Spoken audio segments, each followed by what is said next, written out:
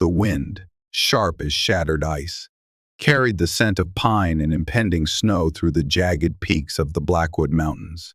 It was a scent that usually brought a measure of harsh comfort to Alpha Lucas Volkov, a primal reassurance of his dominion, a reminder of the raw, untamed power that defined his lineage and his pack. But tonight, like every night for the past 5 agonizing years, the familiar aroma was irrevocably tainted by the acrid tang of memory, the phantom smoke of a fire that had consumed not just wood and stone, but everything he held dear: his family, his pack's vibrant heart, his own soul. The wind seemed to whisper their names, mocking echoes lost in the vast, unforgiving wilderness. He stood on the precipice of Widow's Peak, the highest point in his territory, gray eyes, chips of winter sky, scanning the vast moon-drenched expanse below. The moonlight silvered the tips of the ancient fir trees, turning the familiar landscape into something ethereal and spectral, a ghostly reflection of the life it once held. Below him, the Stoneclaw pack, his pack, moved with the restless energy of hunters honed by loss and fueled by the cold fire of their alpha's unending quest for retribution. They were strong, hardened by the tragedy that had nearly broken them, their loyalty to Lucas absolute. Forged in the crucible of shared grief and the unwavering promise of eventual justice, he felt their collective anticipation hum beneath the surface, a low growl waiting to be unleashed, mirrored in the tight coil of vengeance deep within his own chest. He had nurtured that loyalty, stoked that shared fire, demanding absolute dedication to the single purpose that defined his reign, making Silvercrest pay. Any dissent, any wavering from this path, had been crushed swiftly, ruthlessly. Grief had made him hard, perhaps even cruel, but effective. The pack was a weapon, honed for one purpose. Lucas clenched his fists, the thick dragon-hide leather of his gloves creaking in the biting cold. 5 years, a chasm of time carved out of his youth, filled only with the suffocating weight of grief and the gnawing, insatiable need for revenge. 5 years since the night assassins, cloaked in shadow and an unnatural, deafening silence that mocked the den's sacred wards, had breached the supposedly impenetrable defenses of the Volkov ancestral home. They moved with inhuman speed and coordination, their scents deliberately, magically masked, their wicked blades coated in gleaming silver, and the sickly sweet, instantly paralyzing poison of wolfsbane harvested under a cursed moon. It wasn't just murder, it was desecration. He remembered crashing through the undergrowth miles away on border patrol. Lungs burning like ice shards had been forced down his throat, drawn by a sudden, horrifying psychic snap in the pack bond, a tearing sensation so profound it felt like his own soul rending. He'd felt the faint, sickly sweet scent of unfamiliar magic polluting the pure mountain air even from that distance, a jarring discord in the natural harmony he knew so intimately. He remembered bursting into the great hall, the heart of the den, expecting the usual comforting scene: his father, alpha-born, broad-shouldered, granite-jawed, strong and steady, conferring with advisors by the massive oak council table; his mother, Luna Ava, her warmth a tangible presence, perhaps tending the ancient hearth fire, her healing hands humming softly with gentle energy; his younger sister, Elena, his breath hitched, a raw wound tearing open anew, stealing the air from his lungs just as effectively as the assassins had stolen the lives within that hall. Elena, barely 17 winters old, her spirit as bright and untamed as a mountain sunrise, full of mischief and light and laughter that used to echo off the ancient stones, chasing away the shadows that lingered in the den's deeper corners. Her bright spirit was the pack's unofficial sunshine, capable of melting even his father's sternest moods. He saw her last in his mind's eye, vividly, painfully clear, turning from the den's threshold as he left for border patrol earlier that fateful day, her mischievous grin flashing, framed by strands of dark hair escaping her braid. "Bring me back a snow lily." "Big brother!" she'd called out, her voice full of youthful certainty that he would return, that their world was immutable, eternally safe. A perfect one, mind you, not one the rabbits have nibbled. He'd promised, distracted, already thinking of the reports of strange tracks near the Ironclaw border. Ironclaws, always sniffing around the edges, greedy and aggressive, a minor annoyance compared to what was coming. He'd arrived not to laughter, but to carnage, a scene ripped from a madman's nightmare. The acrid stench of blood, his family's blood.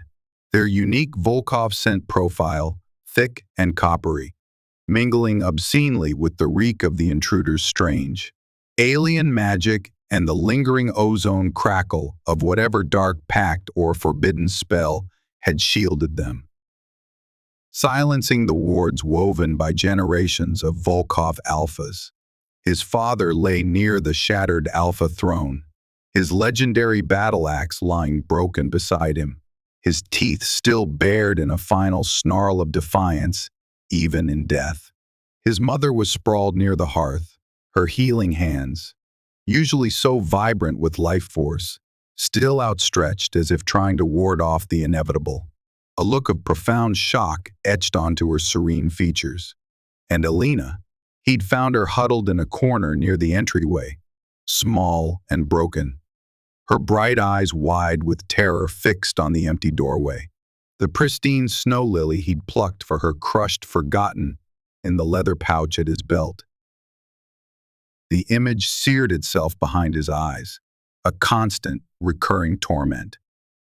The assassins were gone, vanished like smoke on the wind, leaving only devastation, heartbreak, and questions that screamed into the profound, suffocating silence. The only tangible clue left behind, amidst the blood-soaked wreckage and splintered furniture, clutched tight in the cooling hand of his dying grandmother, old Lyra, the pack's seer. Her connection to the spirit world fading rapidly was a single, intricately carved obsidian shard. It hummed with a faint, dark energy, cold and sharp, utterly alien to Stoneclaw's earth and sky magic, utterly different from the clear, resonant power of the moonstones and quartz crystals Silvercrest supposedly favored. Yet, his grief-stricken mind, desperate for a focus, a target, twisted the shard's unfamiliar signature into something he could comprehend, something he could hate, and a whispered name. Caught by a fading pack elder seconds before his own passing, breathed into the chaos, a garbled, final testament, Silvercrest, Shimmer, Poison, Ava. The elder's dying gasp wasn't perfectly clear, his mind already fragmenting. But the names were undeniable. Silvercrest, Ava, Silvercrest. The neighboring pack, nestled in the gentler, sun-dappled valleys to the east, separated by contested ridges and generations of cool, wary neutrality. A pack known more for its skilled healers, intricate woven crafts, and measured diplomats than its warriors. It had seemed improbable, almost laughable on the surface. Their leader, Luna Isolde Laurent, a figure of serene poise and careful words, had maintained a relationship with Lucas's parents characterized by cautious respect, bordering on distant, an ancient rivalry perhaps, rooted in differing philosophies of pack management and territorial claims, but never overt hostility. War between them, unthinkable, open assassination, preposterous. But the obsidian shard, it's cold, Sharp energy resonated within signature Lucas's grieving mind, aided by panicked, equally grieving lore masters desperate for answers, twisted into a faint, mocking resemblance to the ancient protective wards rumored to shield the Silvercrest heartland, a clever forgery. His rage insisted, designed to point the finger away while mimicking their essence. And the name, Ava, Luna Ava Laurent, Isolde's daughter, barely more than a girl herself when she'd unexpectedly ascended to Luna after her mother's sudden, mysterious illness took her just months after the massacre. Convenient timing. Lucas's suspicion hissed.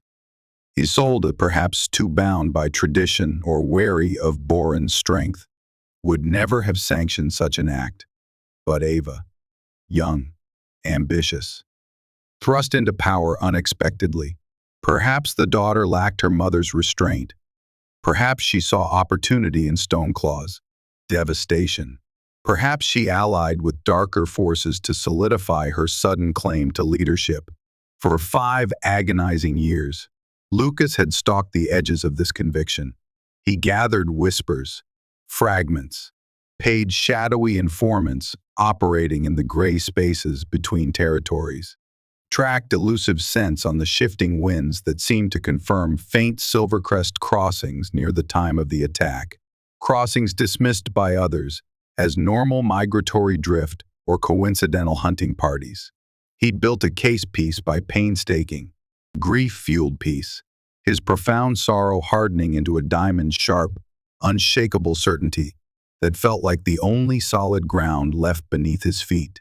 The Silvercrest, perhaps coveting the resource-rich Blackwood territory and its valuable timber and ore deposits, perhaps seeking to settle some forgotten blood feud Lucas's parents never spoke of, had orchestrated the attack.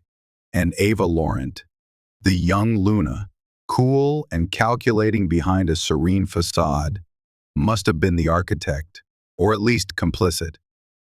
The elegant, dark, unexpected obsidian shard felt like her signature, subtle, foreign, deadly. He pictured her giving the order, her hands clean while his were forever stained with the memory of his family's blood pooling on the stone floor. The need for vengeance was a living entity inside him, a cold serpent coiling around his heart, its venom replacing the warmth that had died that night. It dictated his every move, shaped his harsh, uncompromising leadership, turned his gaze perpetually inward to the festering wound. His pack felt it, mirrored it, needing a focus for their own shattered grief. They trained relentlessly, their collective sorrow channeled into brutal combat readiness, their hunts more aggressive, their border patrols pushing further into contested zones. They saw the yawning emptiness in their alpha's winter gray eyes and vowed to help him fill it, even if it meant spilling the blood of neighbors they barely knew. Neighbors whose healers had often aided peripheral Stoneclaw settlements in times of plague or famine in generations past. Justice, their alpha decreed, demanded a price, and Lucas was relentlessly determined Silvercrest would pay in full. Anything less felt like a betrayal of the dead. Tonight, the serpent stirred within him, tasting the air with imminent satisfaction. Scouts had returned with definitive news, their mental pings urgent and clear, vibrating with the thrill of the long-awaited hunt.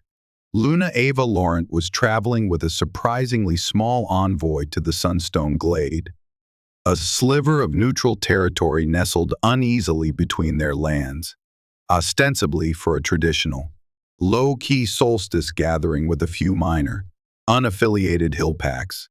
It was a rare occasion for her to be outside her heavily guarded Silvercrest Valley heartland with seemingly minimal protection. It was the opportunity Lucas had bled, waited, and burned for over 1.826 agonizing nights. A low rumble vibrated beside him. They are confirmed. Alpha, Dimitri. Lucas's beta spoke, his voice a deep growl that barely disturbed the frozen air. yet carried absolute certainty. Dmitri was a mountain of a man, carved from granite and old scars, his loyalty to Lucas unwavering since their shared, rough and tumble childhood in the shadow of Alpha Boron's demanding reign. He had lost his own mate, Lyra, gentle Lyra, Luna Anya's closest companion and a gifted herbalist, in the same attack 5 years ago, her quiet presence torn from his side as she'd rushed to aid the fallen Luna. His grief was a quiet, steady furnace beside Lucas's inferno, a banked fire of sorrow that fueled his grim determination, but tempered it with a pragmatism Lucas often lacked. 3 guards, the Luna, and her advisor, Elias Thorne. They make camp by the frozen waterfall, northwest quadrant of the glade, well away from the main gathering point where the minor packs won't arrive until dawn patrol. Lucas nodded curtly, his jaw so tight it ached, the muscles bunched beneath his skin. The location is isolated, deliberate seclusion, or foolish carelessness. He cared little which. We move now. The pack is ready, Dmitri confirmed, his large hand resting briefly, habitually, on the hilt of the heavy blade sheathed at his hip. He met Lucas's gaze, his own brown eyes shadowed with shared loss, but sharp with tactical focus. Silent approach protocols. We strike from the west and north simultaneously. Capture is the priority. No fatalities unless absolutely necessary. He paused, his voice dropping slightly. You want her alive. Lucas, I want her to face me, Lucas corrected, his voice dangerously soft, colder than the wind shearing across the peak. I want her to look me in the eye and answer for what she did, for the screams I still hear in my sleep. I want her to understand the depth, the unending abyss, of the pain she inflicted before justice is served. He didn't plan a quick end. Oh no. He planned an unraveling. A slow, meticulous dismantling of her defenses, her lies, her carefully constructed composure. He would extract the names of every conspirator, every assassin who dared tread in his home, every Silvercrest wolf involved in the plot, before delivering his final, agonizing verdict.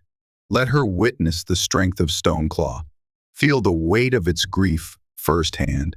He drew a deep breath, the icy air searing his lungs, but doing little to cool the rage blistering beneath his ribs.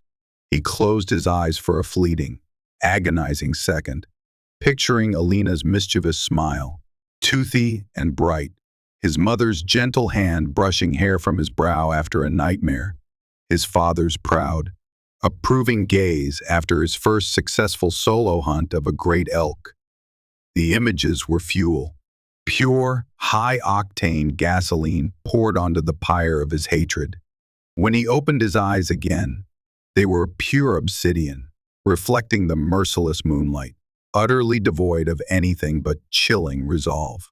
He saw his own reflection for a moment in Dmitri's grim gaze, a hard, unforgiving face he barely recognized as his own. Grief had worn deep channels into his youth. Let the hunt begin, he growled, a primal sound torn from his throat, raw and visceral, and launched himself from the peak, shifting midair without conscious thought. The sickening, familiar crack of bone and reshaping sinew was swallowed instantly by the howling wind as the powerful form of a massive black wolf took the place of the man. Larger than any other in his pack, nearly mythic in proportions. Lucas's wolf form was a creature born of nightmare and mountain legend, fur like midnight shadows, eyes burning with an unnatural, silvered light that spoke of ancient Volkov lineage and profound, unending pain. Teeth longer than daggers bared in a silent, terrible promise of violence. Below him, his elite warriors followed suit, their own transformations ripping through the quiet night. A cascade of snapping bones and stretching hides, a wave of shadow and muscle, Silent death incarnate, surged down the mountainside, moving with the lethal grace of drifting snow, carrying the deadly, inexorable weight of an avalanche aimed directly at the heart of Silvercrest's leadership.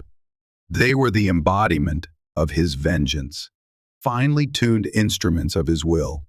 They flowed through the ancient, moon-silvered trees, a river of darkness navigating the treacherous, ice-slick terrain with practiced, predatory ease. Their paws, broad and powerful, barely disturbed the frost-kissed ground, their movements synchronized, silent.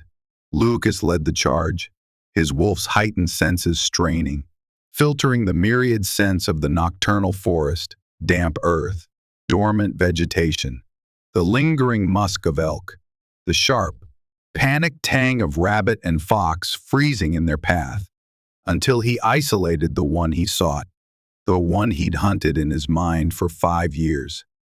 The faint, unfamiliar scent signature of Silvercrest wolves, overlaid with something unexpectedly floral and clean, unsettlingly gentle. That must be the Luna herself. It drifted on the treacherous currents from the direction of the sunstone glade, drawing him onward like a siren's fatal call, a beacon in the sensory landscape of his rage. It was fainter than he expected, perhaps indicating the small size of her party, or maybe another layer of subtle scent masking he hadn't anticipated. He pushed his warriors harder, the miles melting away beneath their powerful, rhythmic strides. The serpent of vengeance inside him tasted the air, coiled tighter around his already constricted heart, hissed with anticipation. Soon, the architect of his agony, the young Luna who had ripped his world apart, would be in his grasp. Soon, the first, vital step towards retribution would be taken. He ruthlessly ignored the faint, almost imperceptible tremor beneath his ribs, a strange, deep resonance that seemed to hum in time with the Luna's distant scent, like a tuning fork struck against his very soul. He dismissed it violently as battle, fever, adrenaline, perhaps a residual effect of the wards surrounding the glade interfering with his senses. Nothing more. He was the alpha of Stoneclaw, the living avatar of vengeance. There was no room, no tolerance, for anything else. The chill within him was absolute, impenetrable stone. Doubt was a weakness he couldn't afford. As they neared the edge of the glade, a flicker of movement caught his peripheral vision, a darker shadow detaching itself from the dense pines on a high ridge to the east, overlooking their approach path and the glade itself. Too far away to catch a clear scent on the swirling winds, but the silhouette seemed woven, solitary, an Ironclaw scout. Kale's dogs were always sniffing for weakness, opportunity. Dimitri's earlier assurance of no Ironclaw taint felt suddenly less convincing. Or was it something else? Another observer in this supposedly neutral space. Lucas filed the observation away, a prickle of unease he couldn't shake, but his focus remained locked on the target camp ahead. Eliminate the primary threat first, deal with watchers later. The Sunstone Glade, typically a place of neutral counsel and cautious diplomacy under the watchful gaze of the ancient monoliths that gave it its name, was eerily quiet under the gaze of the full, bone-white moon. The usual symphony of nocturnal life, the hooting of owls, the chirping chorus of hardy winter insects, the rustle of small creatures in the underbrush, seemed muted, holding its collective breath as if aware of the predatory storm gathering silently at its edges. A massive waterfall, frozen mid-cascade, stood like a monument of crystalline ice at one end of the clearing, its multifaceted surface glittering with trapped moonlight, resembling jagged teeth. Near its base, a modest camp was set up, a single large tent of practical, oiled canvas suggesting Silvercrest craftsmanship. a crackling fire casting frantic, dancing shadows on the surrounding snowdrifts, and 4 figures huddled near its welcome warmth. An additional, smaller tent, likely for the guards, stood slightly apart, blending into the shadows near the tree line. Careless placement, Lucas noted with contempt. 3 figures were clearly guards, alert, scanning the perimeter intermittently, but devastatingly for them, unaware of the silent death approaching from multiple directions. Their gray pelts, visible even under their simple winter cloaks, seemed dull against the luminous snow, practical rather than intimidating. The 4th, Lucas's eyes, sharp as obsidian shards themselves even in the dim, flickering light, fixed on her. Luna Ava Laurent. She was younger than he'd somehow pictured, barely looking older than Alina had been, perhaps just entering her 3rd decade, having shouldered the weight of leadership in her early 20s. She sat facing the fire, her profile illuminated by the flickering flames. High cheekbones caught the light, a determined set to her jaw that belied the inherent softness of her features. Dark hair pulled back severely in a practical braid, though loose strands escaped to frame her face like wisps of smoke against her pale skin. Even from this distance, cloaked and seated, huddled against the cold, there was an air of quiet authority about her, a composed stillness that seemed at odds with her youth. Yet, there was also a perceived vulnerability, a slightness of frame that momentarily warred with the monstrous, calculating image Lucas had meticulously cultivated in his mind for 5 long years. He ruthlessly suppressed the flicker of dissonance, the whisper of doubt. She was the enemy. She was the target, the architect of his pain. Nothing else mattered. Scan the perimeter. Lucas sent through the pack mind link, a silent command rippling through his waiting warriors. Confirm secondary sense again. Iron claws. Anyone else watching? That fleeting shadow on the ridge still bothered him. A coordinated ambush felt too complex for Silvercrest. But maybe they had allies he hadn't considered. Dimitri's mental reply was swift.low. Carrying his own tension. Negative. Alpha. Only expected woodland sense, and the Silvercrest group here in the glade itself. Still no definite ironclaw taint nearby, but the air feels tight, charged, watched, as you say. Maybe just the glade's magic reacting. Lucas dismissed it again, forcing the unease down. Paranoia. The strain of the moment, or perhaps the glade itself, steeped in neutrality and ancient pacts, sensed the impending violation of its sanctity. He gave the silent signal, a mental pulse felt by every warrior his wolves fanned out, executing the pre-planned encirclement with the predatory grace of seasoned hunters, melting into the deep shadows cast by the surrounding ancient pines and glacier-scarred boulders. Dimitri moved to his right flank, silent as snowfall despite his bulk. Gregor, another trusted warrior, scarred and utterly loyal, a hulking brute whose quiet demeanor hid lethal efficiency, moved left. The trap snapped shut, silent, invisible, deadly, with a low rumbling growl that was both command and terrifying announcement, a sound designed to freeze prey in primal terror. Lucas broke cover, exploding from the tree line like a thunderbolt clad in black fur.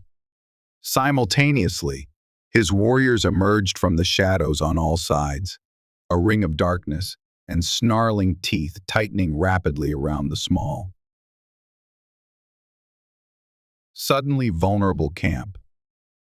The Silvercrest guards reacted instantly, pure reflex born of training, not calculation. They shifted mid-scramble, whirling to face the threat, transforming into smaller, sleeker gray wolves compared to the sheer brutal power and size of the Stoneclaw brutes bearing down on them. They instinctively formed a protective triangle around their Luna, teeth bared, snarling desperate defiance against impossible odds. But they were hopelessly outnumbered, vastly outmatched in sheer size, ferocity, and the cold, battle-honed intensity born of long-nursed grief and relentless training. This wasn't a battle. It was an execution barely paused. Ava scrambled to her feet, her eyes wide, startlingly violet even in the deceptive firelight, reflecting the dancing flames and the encroaching ring of menacing shapes, filling with shock and sudden, dawning terror as the massive black wolf, radiating palpable waves of menace and barely contained violence, stalked directly towards her, utterly ignoring her desperate, snarling guards. The sheer force of his presence, the almost physical weight of his rage and grief, rolling off him in icy, suffocating waves, was staggering. Stealing the air from her lungs, pressing down like the mountain itself. Alpha Lucas Volkov, she breathed, her voice surprisingly steady, though the tremor running through her small frame was a clear scent on the frigid air, sharp and distinct amidst the wood smoke and pine. She didn't shift, didn't reach for a hidden weapon she likely didn't possess. She stood her ground, small but resolute between her guards and the charging Alpha, her gaze locked on his burning silver eyes. Perhaps recognizing the utter futility of flight, or perhaps possessing far more courage than he'd credited her scheming mind with, Lucas halted just feet away, his immense wolf form dwarfing her slight figure, close enough to smell the rapid, terrified flutter of her pulse beneath the layers of wool and leather. He let the silence stretch, a predator savoring the fear he could taste, sharp and metallic on his tongue. Yet he found himself oddly unsettled by the lack of outright, blind panic in her wide violet eyes. There was shock, yes, undeniable terror, but also a defiant spark, a flicker of recognition, or maybe just Luna-level composure honed by her unexpected ascension. He couldn't reconcile it with the image of the treacherous coward who sent assassins in the night. Shift, he commanded silently through the pack mind link, his focus entirely, intensely on Ava, absorbing every nuance of her scent, posture, expression. Secure the guards. Non-lethal takedowns. The sharp cracks of multiple transformations filled the glade as his warriors, and then Lucas himself, returned swiftly to their human forms. They stood bare-chested despite the numbing cold, steam rising from their skin, their muscular bodies radiating dominance and barely contained violence, their faces grim masks carved by shared loss. Lucas towered over Ava, his expression a study in glacial fury carved from granite, his gray eyes, cold as the surrounding peaks, swept over her, cataloging every detail, the stark pallor of her skin under the relentless moonlight, the slight trembling of her hands clenched tightly into fists at her sides, the frantic, frightened beat of her pulse visible in the delicate vein throbbing at her throat beneath the thin fabric of her practical tunic. Fear, yes, clear as day, but guilt, deceit. He strained his senses, searching for the subtle, acrid undertone of betrayal he knew must be there. He found none, only the clean, sharp scent of fear and that bewildering, incongruous floral note, wildflowers after rain, maybe snowdrops. It was utterly distracting. Luna Ava Laurent, he said, his voice a low, dangerous rumble that vibrated in the frozen air, carrying easily over the crackle of the dying fire. Your journey ends here. Tonight, your debt begins to be paid. Alpha Volkov, Ava replied, lifting her chin in a gesture of defiance that seemed almost foolishly brave given the circle of lethal predators surrounding her. By what right do you ambush us in neutral territory? The Sunstone Glade is sacred ground, protected by ancient pacts sworn by both our ancestors. This is an act of war against Silvercrest and a desecration. War, Lucas laughed, a harsh, grating sound utterly devoid of any humor, scraping like stones dragged over ice. It echoed unnervingly off the frozen waterfall. War was declared 5 years ago. Luna, the night your assassins crept into my home like vermin and slaughtered my family in their sleep. You desecrated my home, my heart. Don't lecture me on sacred ground. Ava's eyes widened further. Genuine, absolute confusion, warring intensely, with the undeniable fear swimming in their violet depths. The scent of bewilderment rising from her was potent, sharp, almost painful in its intensity. My assassins. Alpha. I swear on my pack's honor, on my mother's memory. Silvercrest had nothing to do with the unspeakable tragedy that befell your family. We mourned with the territories. We sent official condolences. My mother condemned the attack unequivocally in the regional councils. Lies, Lucas snarled, taking another menacing step closer, forcing her back a pace. He could smell the sudden spike in her fear, sharp and clear as breaking ice, but tangled inextricably with it, bafflingly, frustratingly, was a wave of something that smelled disturbingly like raw sincerity, pure, unadulterated, indignant honesty. He violently pushed the sensation away. A trick, a practice performance, a Luna's manipulation, taught by her diplomat mother. She wouldn't show weakness, not yet. The evidence points directly to you, to Silvercrest, the obsidian shard clutched by my dying grandmother. The last whispered words of my pack elder, obsidian shard, dying words. Ava looked genuinely, utterly bewildered, her brow furrowed, her gaze darting between Lucas and Dimitri, as if seeking any sign of sanity in this sudden nightmare. Alpha, I know nothing of this. Nothing. My father, he died years before your tragedy, and my mother, Isolde, before her illness took her shortly after. She did offer condolences, official channels. She offered Silvercrest's best healers, our most experienced trackers, aid in the investigation, but your pack refused all contact, sealed your borders completely, sent back our envoys with threats. We respected your grief, your need for solitude, but we never understood the silence. The immediate hostility directed at us, because we knew where the guilt lay. Lucas spat, his control fraying rapidly under the assault of her apparent sincerity. It chipped away at the solid certainty he desperately needed. Your denials are pathetic, practiced. Years you've had to perfect this story. He gestured sharply to Dimitri and Gregor. Secure her. Gag her if she continues. This infuriating farce. Bring her back to Stoneclaw.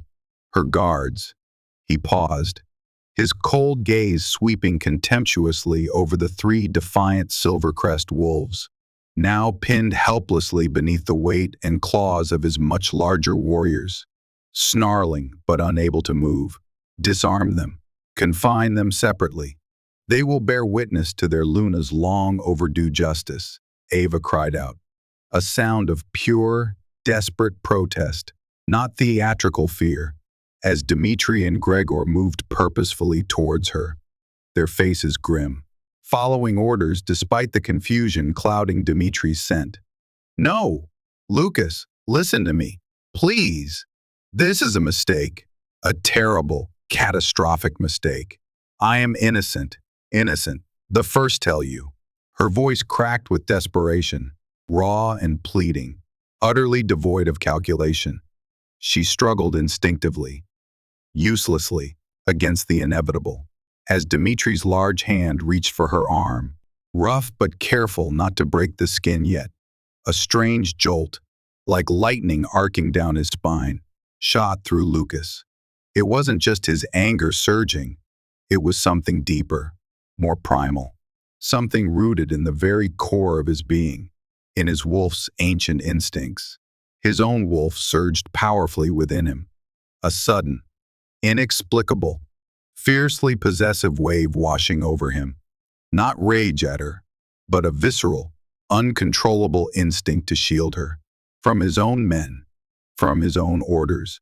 The clean, floral scent of her distress, sharp, clear, and undeniably genuine, struck a resonant chord he hadn't known existed within his grief-shattered soul. He saw the authentic terror in her wide violet eyes, the unshed tears shimmering like trapped stars, and for a horrifying, disorienting fraction of a second, the image of Elena's broken, lifeless form flashed before him. The sheer injustice of that echoing in the sheer injustice this felt like. Stop, he commanded Dmitri internally, the mental order sharp and absolute, laced with an authority, a possessiveness that startled even himself. Dmitri froze instantly, his hand hovering inches from Ava's arm, his own surprise evident in the sudden confusion spiking his scent. He glanced back at Lucas, brow furrowed.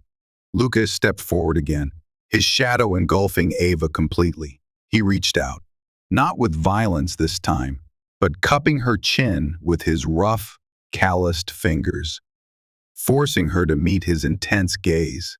Her skin was icy cold under his touch, shivering beneath the thin layer of shock, but a strange, unwelcome warmth spread from the point of contact, traveling rapidly up his arm like thawing ice melting centuries of frost.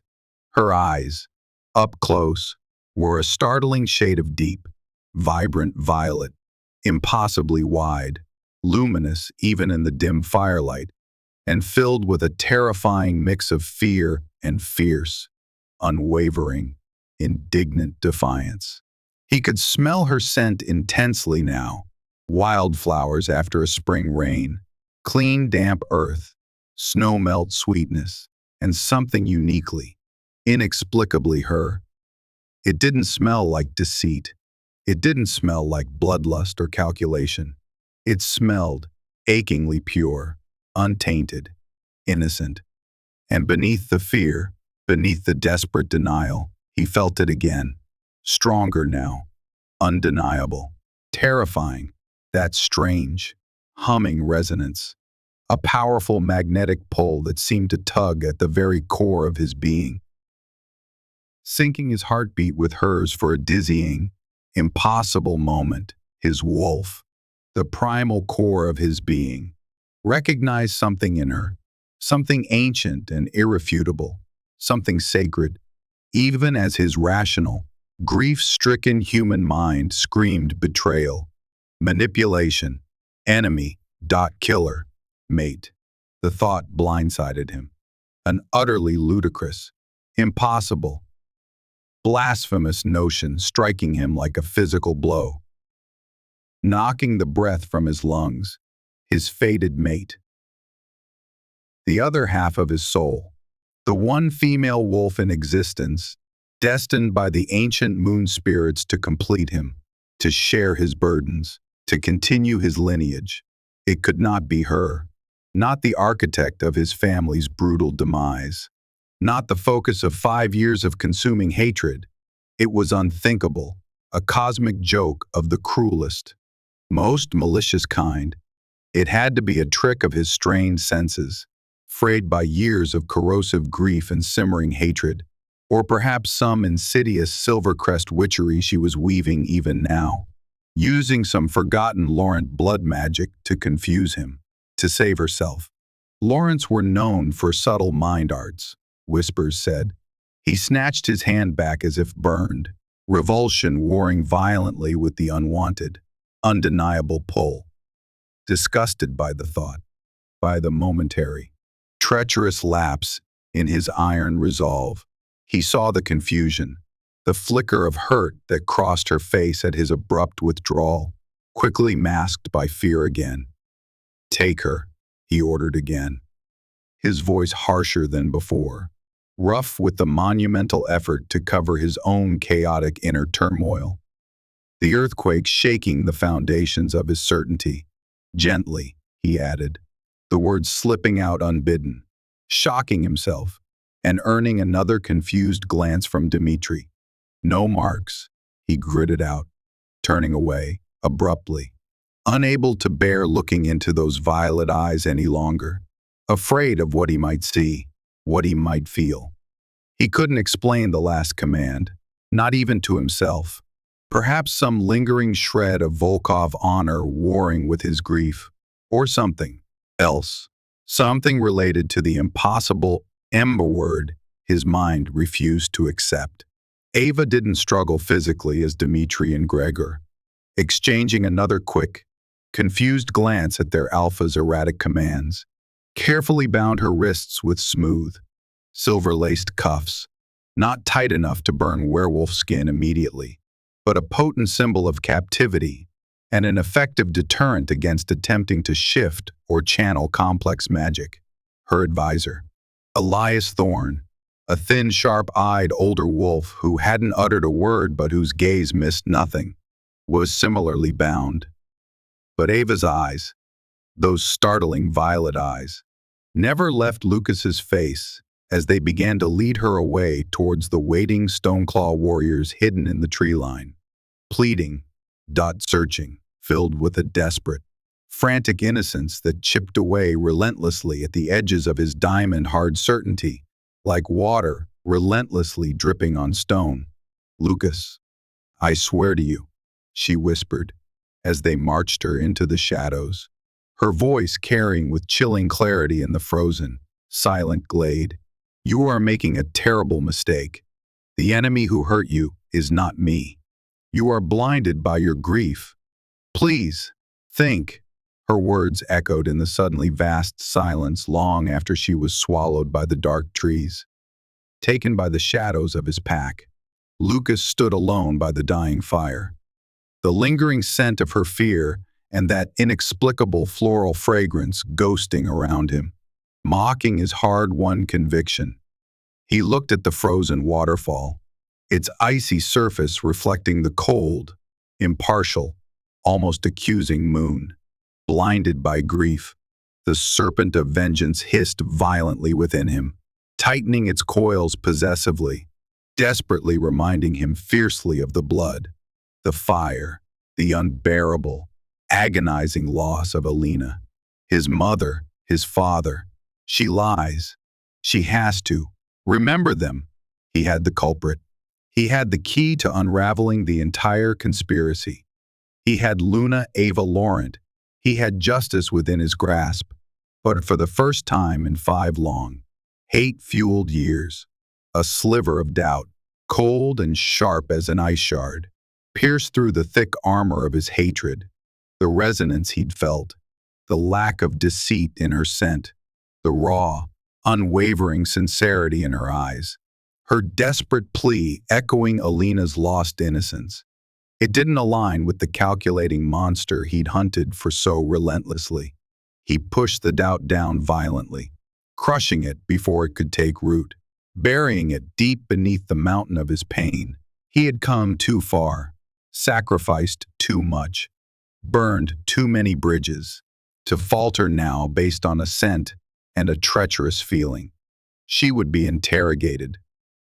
Properly. Systematically. At Stoneclaw. Far from the strangely unsettling neutrality of this glade, she would break, and he would have his answers, his vengeance. He had to. It was all he had left. He turned abruptly and stalked towards the trees, signaling his warriors to secure the prisoners and withdraw silently. He followed his pack, leaving the violated neutrality of the Sunstone Glade behind him, heading towards the cold, unforgiving heart of Stoneclaw territory. He was unaware that he was bringing back not just a prisoner, but a catalyst, a woman who carried the impossible, undeniable scent of his mate and the potential to shatter his carefully constructed world of grief and vengeance far more profoundly than the shadowy assassins ever did. And perhaps, high on the ridge, unseen, unheard. The lone observer continued to watch their retreating forms, a silent, calculating presence in the cold moonlight. The dungeons beneath the Stoneclaw main den were carved directly from the mountain's living rock eons ago, a labyrinth of cold, damp corridors and oppressive cells that echoed with the whispers of past suffering and the slow, ceaseless dripping of subterranean water. Torches sputtered in rusty wall sconces, casting flickering, elongated shadows that danced like tormented spirits on the rough-hewn granite walls. Worn smooth in places by the desperate hands of countless forgotten prisoners. The air hung thick and heavy, smelling of old stone, endemic mildew, subterranean water seepage, and the faint, lingering metallic tang of fear and spilled blood from generations past. It was a place designed by harsh Volkov ancestors to break spirits, to leech hope, to amplify despair. A stark reminder of Stoneclaw's unforgiving nature, Ava was confined to a cell larger than most, situated slightly apart from where common criminals or captured rogues were held, down a less trafficked corridor. It was perhaps a small, unconscious concession Lucas hadn't even consciously acknowledged making, stemming directly from that unnerving moment by the fire, the jolt of connection, the unwelcome command of gently. Or perhaps it was merely strategic, keeping the high-value Luna separate for focused interrogation. The cell contained a rough wooden cot, piled with surprisingly clean, thick furs, another unconscious softening. A bucket of fresh water changed daily by a grim-faced guard, and little else. The bars were thick, unforgiving iron, forged generations ago, now laced with newly installed, shimmering silver threads that pulsed faintly with repellent energy, a constant, humming reminder of her powerlessness and captivity, making her skin prickle unpleasantly whenever she moved too close. Her advisor, Elias Thorne, and her three guards, Garrett, Ronan, and young Lena, were held elsewhere in the dungeons, separated meticulously to prevent any collusion or coordinated stories. Their desperate worry for her, a faint, constant hum on the edges of her own senses through their fractured pack bond. Days bled into indistinguishable nights in the subterranean gloom, marked only by the changing of the stoic, grim-faced Stoneclaw guards, warriors whose faces showed a mixture of cold satisfaction at having captured their alpha's hated enemy and a subtle, unsettling curiosity and the delivery of meager, tasteless meals slid through a slot in the heavy door. Thin stew, stale bread, muddy water. The silence was profound, broken only by the drip, drip, drip of water, the distant clang of other cell doors, and the occasional low growl from deeper within the dungeon complex. Lucas began the interrogations himself almost immediately upon their return, initially relentless, channeling the full force of his grief and tightly controlled fury into a cold, clinical performance designed to intimidate and break her. He stood just outside her cell bars, his towering presence seeming to suck the very air and warmth from the confined space, his voice devoid of emotion, flat and hard as the stone walls. His questions like precisely aimed hammer blows against the steel wall of her unwavering denials. He presented his evidence again and again, laying it out methodically on a rough cloth placed just beyond her reach, the intricately carved obsidian shard, humming faintly with its contained darkness, feeling even colder and more alien in this deep stone environment. The meticulously recorded, somewhat garbled dying words of the pack elder Silvercrest, shimmer, poison, Ava, repeated until the syllables lost all meaning, blurring into a nonsensical chant. The magically enhanced scent analysis reports, thin, brittle scrolls penned by his lore masters, detailing energy signatures that they claimed faintly linked the obsidian to rare, ancient forms of Silvercrest protective warding, however tenuous, however forced. The connection felt even to his biased mind now. Why? Luna, he demanded repeatedly, pacing restlessly before the bars like a caged predator himself, his long shadow stretching and shrinking, dancing menacingly in the flickering torchlight. Was it territory, resources? Blackwood timber and deep vein ore are rich, far richer than your sheltered valleys could ever yield. Was that the price your assassins demanded? Or was it an older grudge? Did my father slight your ambitious mother in some forgotten council meeting decades ago? What ancient insult festered for so long that only blood could soothe it? He probed for weakness, for any flicker of guilt, any slip-up. Ava met his accusations head on each time, sitting straight-backed on the hard cot, her voice growing hoarse from the damp air and stress but remaining remarkably firm, her violet eyes holding his cold gray gaze without flinching, refusing to be cowed.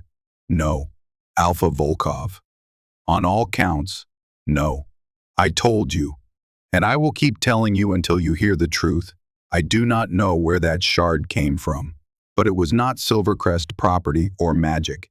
It feels wrong, corrupted. Our traditional wards utilize moonstone quartz, rowan wood, energies of protection, clarity, lunar resonance, never volatile, chaotic obsidian associated with fire mountains and forbidden earth rites. Look at its structure, feel its energy. It's inherently destructive, not protective, she insisted, gesturing towards the shard with bound hands, frustration sharpening her tone. And my mother, Isolde Laurent, she respected your parents, Alpha Borin and Luna Anya. They had significant policy disagreements. Yes, she championed diplomacy, measured alliances, cautious growth. Your father championed fierce independence, isolationism, projecting strength through intimidation. But deep respect was always there between them.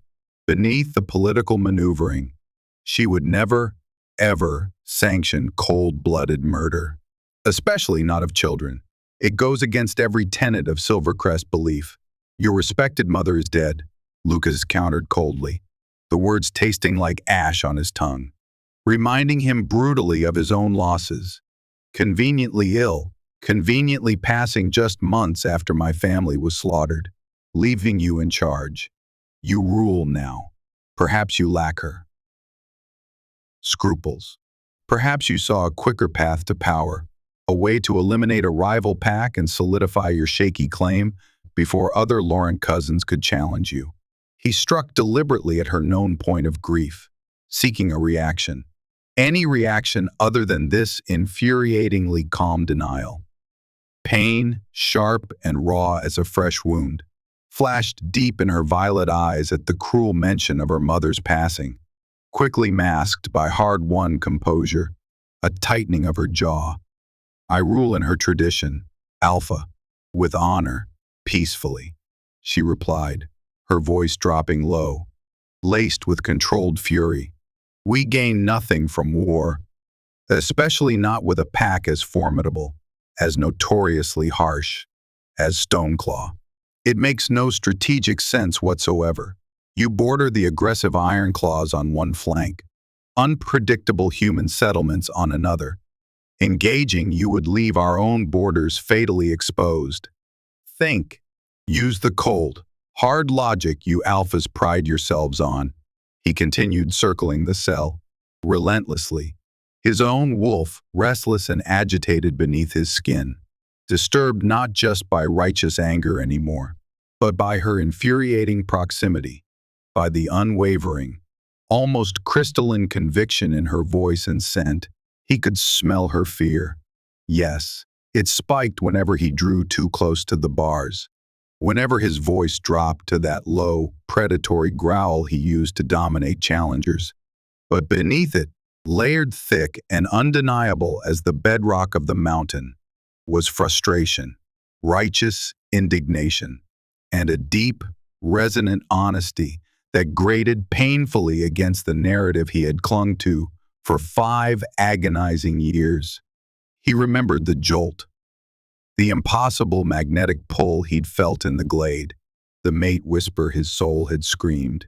He fought against it viciously, doubling down on his accusations, clinging tighter to his script of justified revenge. It was all he had. Denying it now would mean acknowledging 5 years of his life. His pack's sacrifices, his entire leadership, had been based on a lie. Unthinkable. Tell me about the assassins. Then, he pressed, changing tactics abruptly, leaning closer to the bars, deliberately invading her personal space, watching her pupils dilate slightly in primal reaction. Their scents were masked. Layers upon layers of conflicting odors designed to confuse: pine needles, river mud, carrion bird feathers, even flowers. Like a tapestry of lies woven into the air, their movements were unnaturally silent, faster than any normal wolf, phasing through shadows almost. What dark magic did you employ? What price did you pay? What forbidden entity did you bargain with for such lethal aid?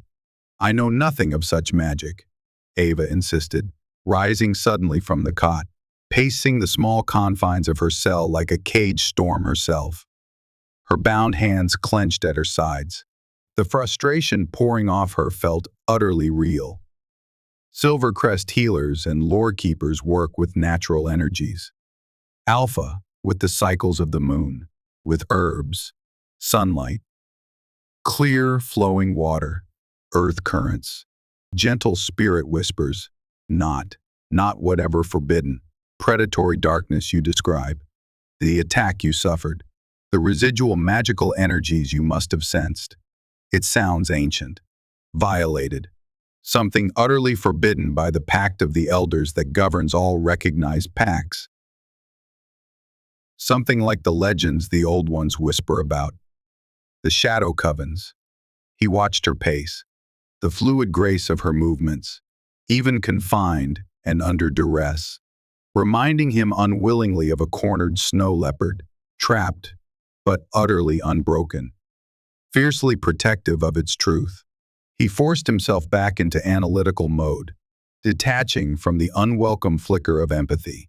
He noted the subtle shifts in her scent, the spike of fiercely protective anger when he maligned her mother, the wave of genuine, head-shaking confusion when he described the assassin's unnatural abilities, the sheer, bone-deep weariness when he repeated the same accusations for the third, fourth, fifth time, yet, still, stubbornly, infuriatingly.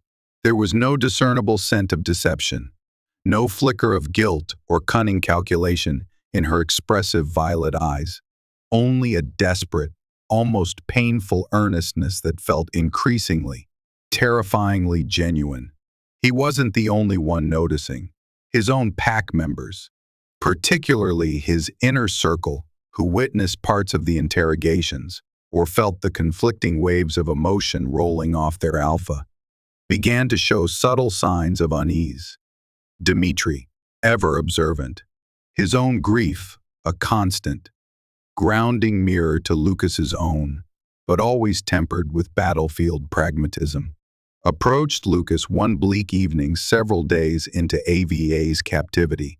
He found the Alpha alone, in his sparsely furnished private study, adjacent to the Great Hall, staring broodingly at a detailed map of the territory spread across the heavy oak table, the malevolent obsidian shard sitting directly upon the contested borderland between Stoneclaw and Silvercrest. Alpha, Dmitri began, his voice a low, hesitant rumble, carefully navigating the treacherous emotional landscape of his leader. He nodded grimly towards the dungeon levels far below. The Luna, Ava Laurent. She does not act or smell like a guilty party. 5 days now, constant questioning, direct and indirect, subtle magical probes from Alara met with Nothing but clarity. Her story hasn't wavered. Not a single detail contradicted. Even under extreme duress, even when we question her guards separately, their stories match perfectly. Her scent remains clear. Dmitri paused, emphasizing the word werewolf senses. Especially an alphas or betas were notoriously difficult, though perhaps not entirely impossible, to fool consistently over time, especially regarding strong, primal emotions like guilt or deceit woven into intent. A fleeting lie could be masked, but sustained deception under pressure usually left a residue, a sour note. There was none with Ava. Her fear smells clean, alpha, like prey, not predator caught in a trap. Before Dmitri could continue, Lucas slammed a fist onto the heavy oak table, making the maps rattle and the cursed shard jump ominously. Dust motes danced violently in the flickering torchlight. She is lying. Dmitri, playing a part. She has to be. The evidence. He felt his control cracking, the certainty he desperately needed starting to crumble under the weight of Dmitri's logic and his own senses. The evidence. Dmitri countered carefully, standing his ground despite risking his alpha's volatile, grief-fueled ire. His loyalty demanding he speak the uncomfortable truth is circumstantial at best. Alpha, look at it objectively. Past the blood-red haze of our pain, an obsidian shard whose energy signature faintly resembles a rare, almost forgotten form of Silvercrest ward energy. According to lore masters who freely admit it's not a perfect match, more like a deliberate echo, a dying elder's whisper, Silvercrest, shimmer, poison, Ava. Words perhaps misheard in his agony, misinterpreted. Maybe shimmer poison referred to the weapon used, and Ava was just the last recognizable name his fading mind grasped. He could have been warning us against Silvercrest, or naming something else entirely. Dmitri leaned forward slightly, his expression earnest, pleading. Alpha Lucas, we have built our entire quest for vengeance. 5 years of hardship, relentless training, and burning hatred, upon shadows and assumptions fueled by our own justifiable rage and grief. What if? What if we were deliberately misled? Lucas whirled, roaring, unable to contain the storm within, to face his beta, his eyes flashing that dangerous, unnatural silver. They were my family. Dmitri, Elena, my mother, my father, slaughtered like livestock in our own protected den. I felt the remnants of the magic in the great hall that night. It felt dark, ancient, twisted, yes, powerful, almost alien, but also disturbingly sophisticated, precise, controlled, like something wielded by someone of established power, someone with access to forbidden knowledge, arcane resources far beyond rogue assassins, like a Luna leading a coordinated, magically shielded strike, like Vareth, Volkov, banished ancestor, dabbler in forbidden arts. A dark, unwelcome whisper echoed from the deepest abyss of forgotten Volkov history, instantly, violently suppressed. Those were just ancient legends, warnings against ambition, unrelated, or, Dmitri suggested quietly, bravely holding his alpha's burning gaze, his own steady and filled with grim, undeniable logic, like someone wanting you to think it was Silvercrest, someone who knew enough about the old, cool tensions between our packs, knew just enough about ward signatures and forbidden magic to plant a specifically confusing shard, someone who knew naming the young, newly ascended Luna would incite the most potent rage, someone who benefits immensely from Stoneclaw and Silvercrest weakening each other in a pointless, bloody war. Dmitri paused, letting the chilling, terrifying implication hang heavy in the torchlit study. Consider the iron claws. Alpha. Kale watches our eastern border like a starving wolf circling injured prey. He covets our timber, our mountain passes, access to the southern trade routes. They have motive and ruthless ambition, or perhaps something older, darker, something that predates current pack politics. He glanced meaningfully towards the obsidian shard. That thing doesn't feel like any pack magic I've ever sensed. Not truly. Lucas stared at his beta, the man who had stood shoulder to shoulder with him through 5 years of shared hell, who carried the same deep scars of loss. Dmitri wasn't prone to flights of fancy or elaborate conspiracy theories. His pragmatic, unwavering doubt, spoken aloud now, was like a splash of icy mountain water on Lucas's fiery conviction. Could he have been wrong? Could his all-consuming, suffocating grief have blinded him so completely, made him grasp at the most obvious, the most convenient, yet perhaps entirely incorrect, conclusion? Could Ava Lawrence's desperate words in the glade about being blinded by grief hold a terrible, inescapable truth? He thought of Ava then, alone in the cold, damp cell below, surrounded by the ghosts of past suffering. He remembered the defiant spark warring with genuine fear in her luminous violet eyes. He remembered the steady, non-deceptive rhythm of her heart under his intense, accusing interrogation. He remembered the absolute sincerity that clung to her like her natural scent: wildflowers, rain, earth. He remembered the inexplicable magnetic pull, the deep resonance that hummed beneath his anger whenever he was near her, the infuriating, impossible mate feeling his wolf kept screaming at him.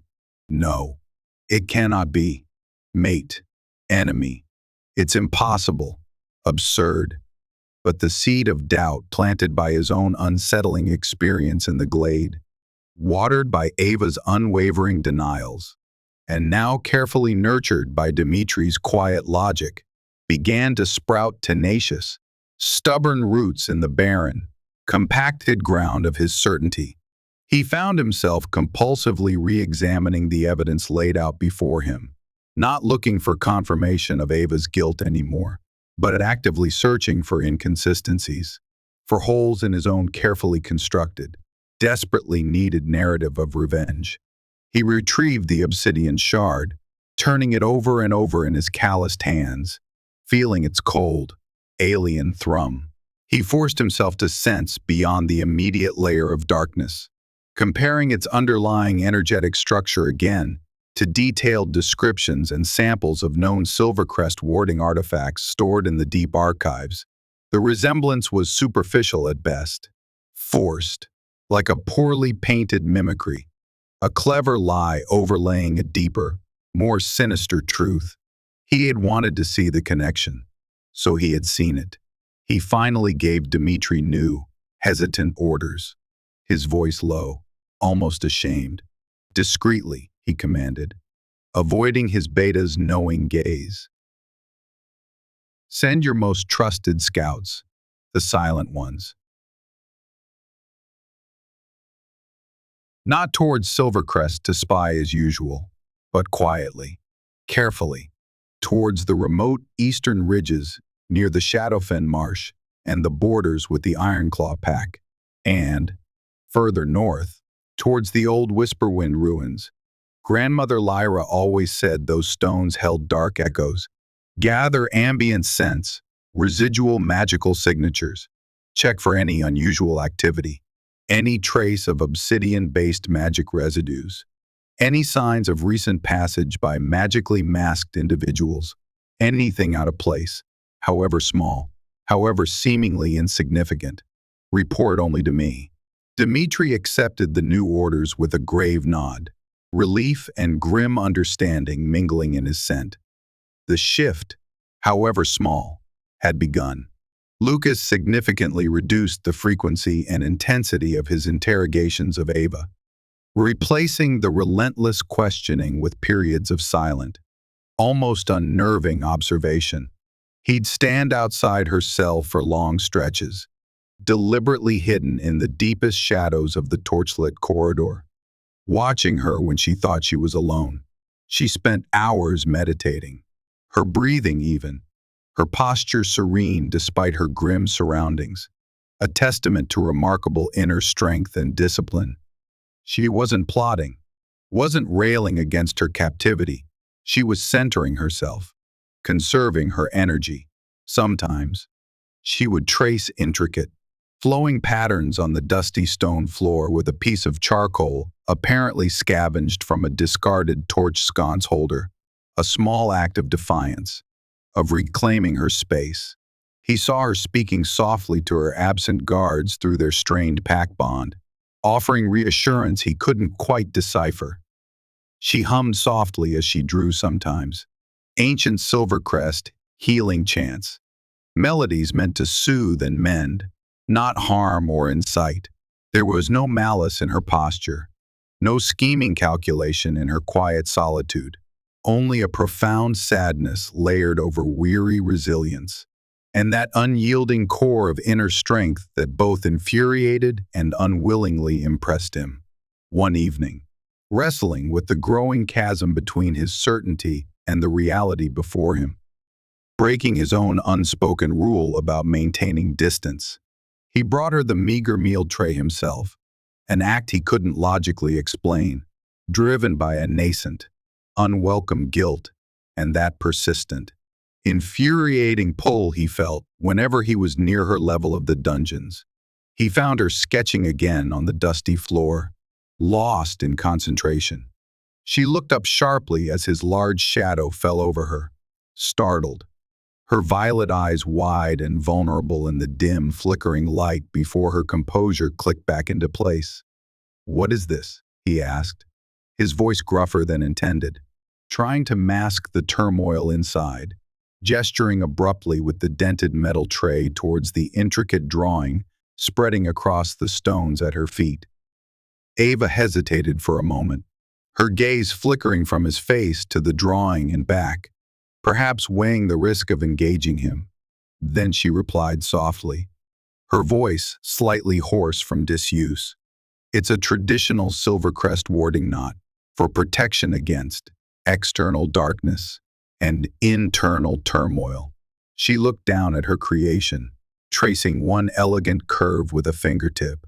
"My grandmother Lyra, my namesake. She taught it to me when I was barely old enough to hold charcoal. It uses symbols representing moonlight, mountain ash for strength, flowing water for clarity, and the steadfast heart for resilience."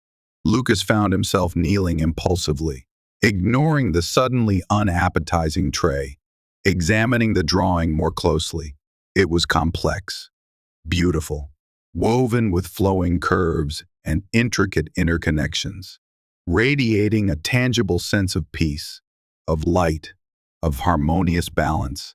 It bore absolutely no resemblance, energetically or symbolically, to the jagged, aggressive, fractured energy humming malevolently from the obsidian shard he kept locked away upstairs, the shard that had been the absolute cornerstone of his hatred for 5 long years. The symbols were entirely different: crescents, spirals, dot leaves, gentle flowing lines compared to the shard's sharp angles and aggressive points.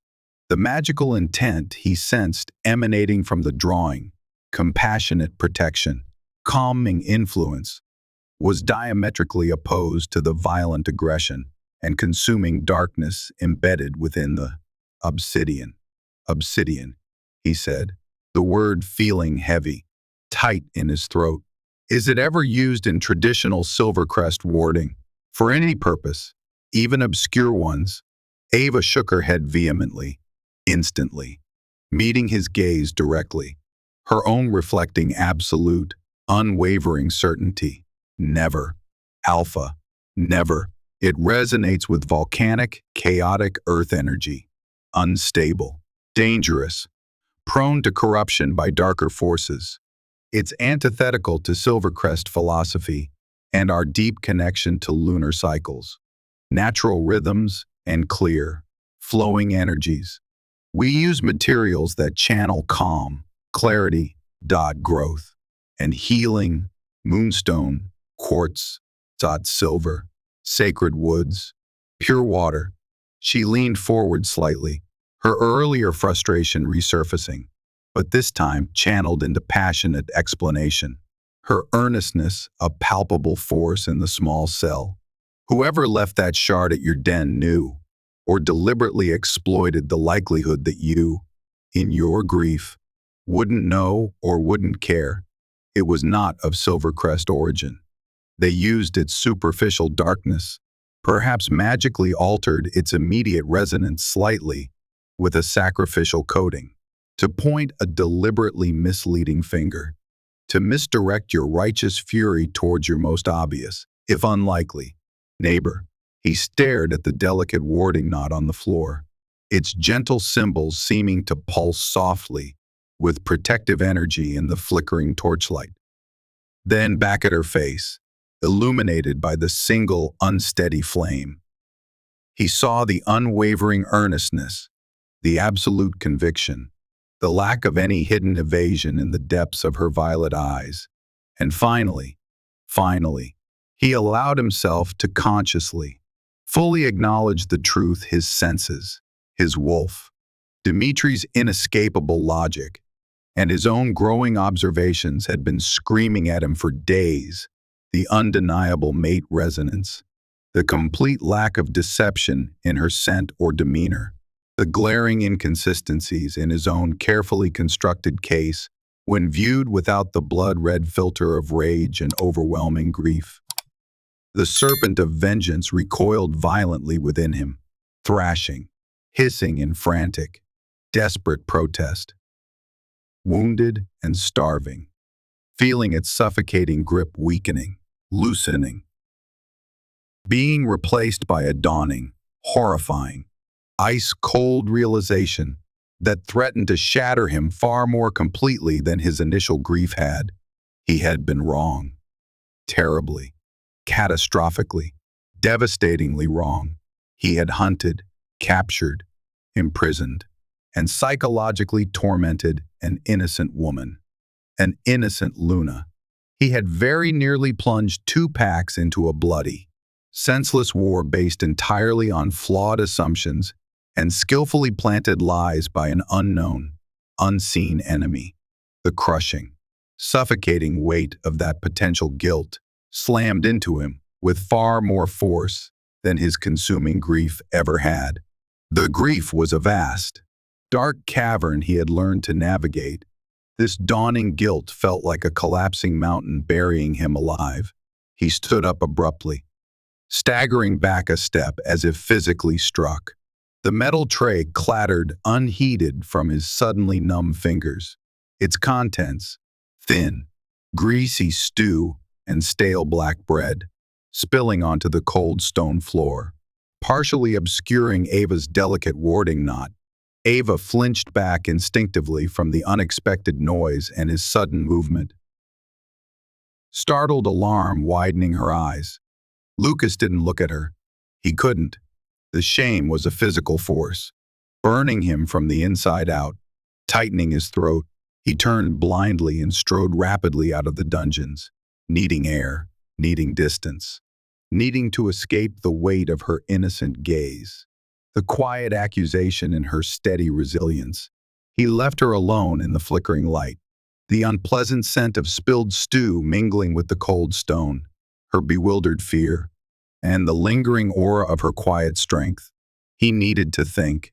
He needed to face the terrifying, world-altering possibility that his entire existence for the past 5 years, painstakingly rebuilt on the supposedly solid foundation of righteous vengeance, was about to crumble into dust, revealing a truth far more complex, insidious, and personally dangerous than he had ever allowed himself to imagine. The echoes in the empty stone halls seemed to whisper her name, no longer an accusation, but a heavy, condemning question reverberating in his soul. "What have you done, Lucas Volkov? What have you done?" The first reports trickled back from Dimitri's discreet scouts sent towards the eastern ridges and the Whisperwind ruins. Nothing definitive yet, but unsettling fragments. Near the ruins, a place shunned by most packs, due to old tales of madness and spectral guardians.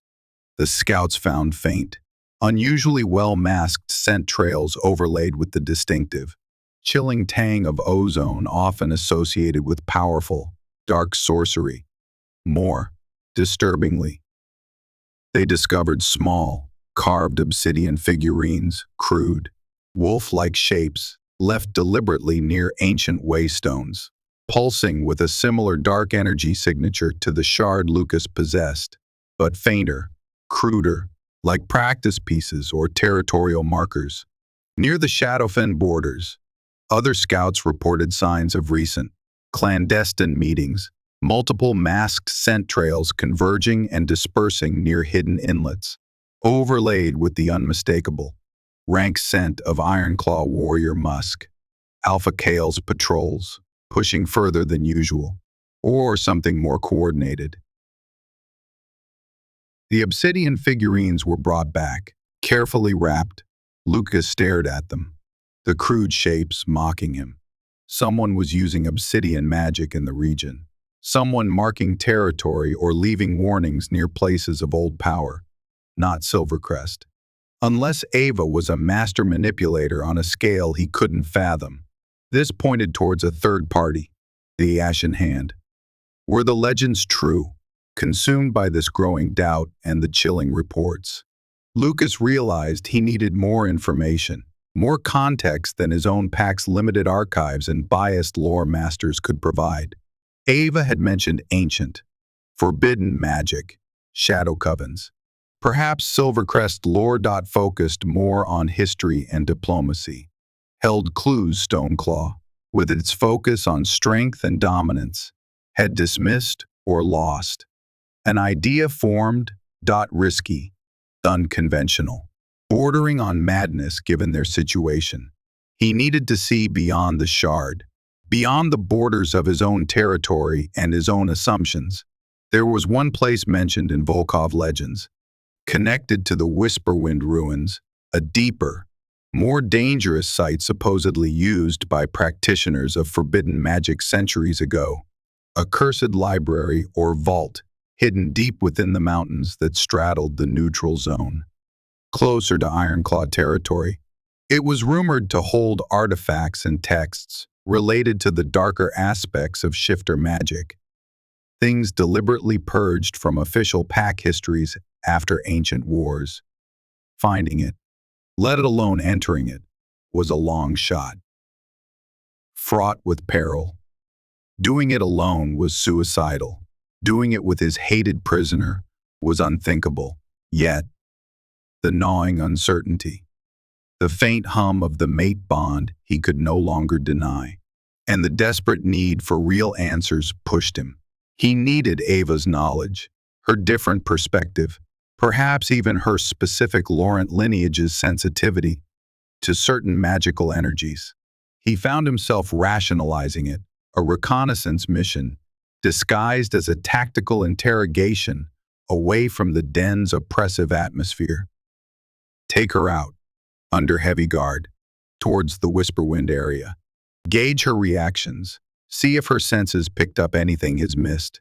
Use her as bait, perhaps. No, that felt wrong now. Use her expertise. He approached Dimitri with the tentative plan. His beta looked at him as if he'd grown a second head. Alpha, take the prisoner out of secure confinement, towards the volatile eastern border, near known Ironclaw hunting grounds and rumored dark magic sites. It's incredibly risky. She could escape. We could be ambushed. What if she's leading you into a trap set by her allies? She won't escape. Dimitri, I'll be close, Lucas stated, ignoring the implication. And if there are hidden allies, perhaps this will draw them out. We need answers. The evidence here is leading us in circles. The truth might lie beyond our borders, beyond our assumptions. He didn't mention the cursed library, just the need to investigate the obsidian findings near the ruins more closely. He also didn't mention the irrational, magnetic pull that made the thought of being near her, even in danger, strangely compelling. After a tense debate, Dmitri reluctantly agreed, trusting his alpha's instinct even when it seemed irrational, but insisting on tripling the guard detail and maintaining constant psychic contact. Lucas went down to Ava's cell again, his expression carefully neutral, hiding the internal conflict. Luna Laurent, we are leaving the den. You will accompany me and a security detail. Ava looked up from her cot, startled, immediate suspicion flaring in her eyes. Leaving? Where? Why? There have been developments, Lucas said curtly. We need to investigate anomalies near the eastern border. Your insights might be required. It was a vague, almost insulting explanation, but he couldn't bring himself to explain the true depth of his shifting beliefs yet. Fear warred with cautious curiosity in her gaze. Leave the crushing despair of the dungeon. Yes, but into what? A trap. Execution in the wilderness. Yet, a flicker of something else, a chance, perhaps, to prove her innocence, to gather information, seemed to win out. All right, Alpha Volkov, she said, her voice steady despite the underlying tremor. I will cooperate, but I expect my guards and advisor to be informed and treated appropriately while I am gone. They will remain secured, but unharmed, Lucas assured her gruffly. The journey eastward began under a tense, watchful silence. Ava, bound but walking freely between Lucas in human form and Dmitri, scanned the passing landscape, her senses seemingly alert, but revealing nothing. As they neared the rugged foothills leading towards the Whisperwind ruins and the contested neutral zone, the air grew heavier, charged with a subtle wrongness. The small group moved cautiously, Dimitri's hand never far from his weapon. The elite guards fanned out, constantly scanning the dense forest and treacherous rock formations. Suddenly, a high-pitched shriek echoed through the trees, followed by the roar of something large and furious. Scouts ahead reported frantically, not assassins, not ironclaws, but a monstrous beast attack, a massive ursine, minor, a shadow bear mutated by ancient, lingering dark magic, far larger and more aggressive than any natural creature, had burst from a hidden cave and attacked the point guards. Chaos erupted. Lucas shifted instantly, his great black wolf form meeting the charging monstrosity head-on. Dmitri bellowed orders, coordinating the guards into a defensive formation around Ava.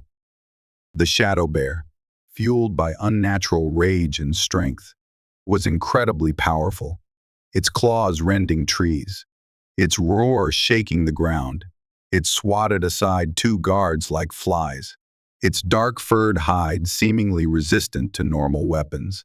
Lucas locked jaws with the beast, grappling, his own immense strength pitted against its corrupted power. He felt claws tear through his hide, blinding pain erupting. As the bear raised a massive paw for a killing blow, a flash of violet light suddenly slammed into its flank. Ava, having somehow slipped her hand bindings, using a focused burst of energy while the guards were distracted, stood partially exposed, her hands weaving complex patterns, channeling protective and disruptive energy directly at the creature. Its energy source is localized. A focal point on its back, she yelled over the din, dodging a swipe from the enraged bear. Lucas saw it, a patch of darker, swirling shadow between the beast's shoulder blades, the source of its unnatural power. With a final, desperate surge of strength, he disengaged, feinted left, then lunged, sinking his teeth deep into that precise spot. The bear shrieked, its dark energy erupting outwards in a violent backlash. Lucas held on grimly, shaking his head savagely. Tearing at the nexus point, The shadow bear convulsed, then collapsed, its unnatural life force dissipating rapidly, leaving behind only an oversized, rapidly decaying carcass. Silence fell, broken only by the gasps of the wounded guards and the heavy panting of the survivors. Lucas shifted back slowly, ignoring the stinging pain from his own numerous wounds, turning towards Ava. She stood slightly slumped, leaning against a tree, her face pale with exertion, quickly trying to conceal her freed hands behind her back. Her gaze met his, filled with a mixture of lingering fear, defiance, and something else, understanding. The shared danger, the unexpected alliance against the beast, had fractured the interrogator-prisoner dynamic completely.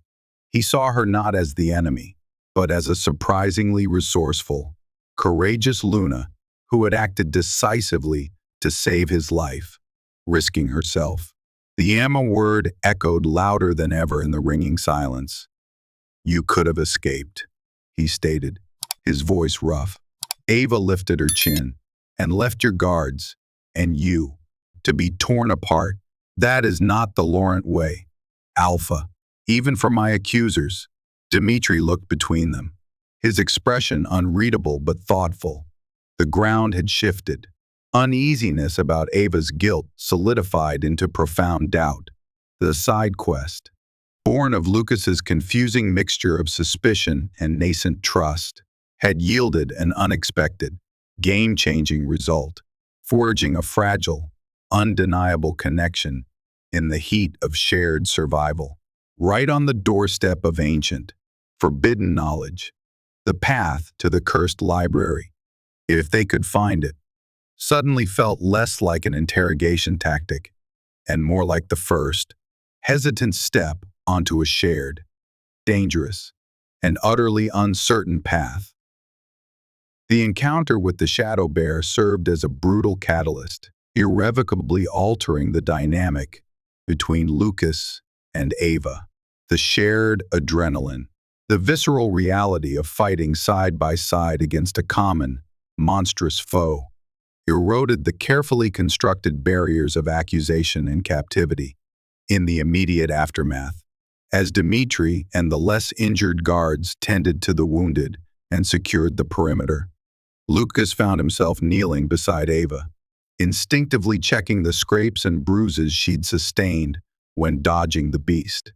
The Alpha's protective instincts warring fiercely with lingering suspicion and profound confusion.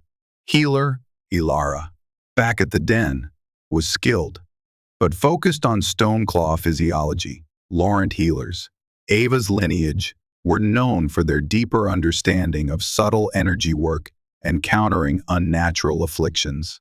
Ava, noticing the venomous sheen on the deep gash along Lucas's flank from the hand warrior's claws back in the glade, hadn't fully healed.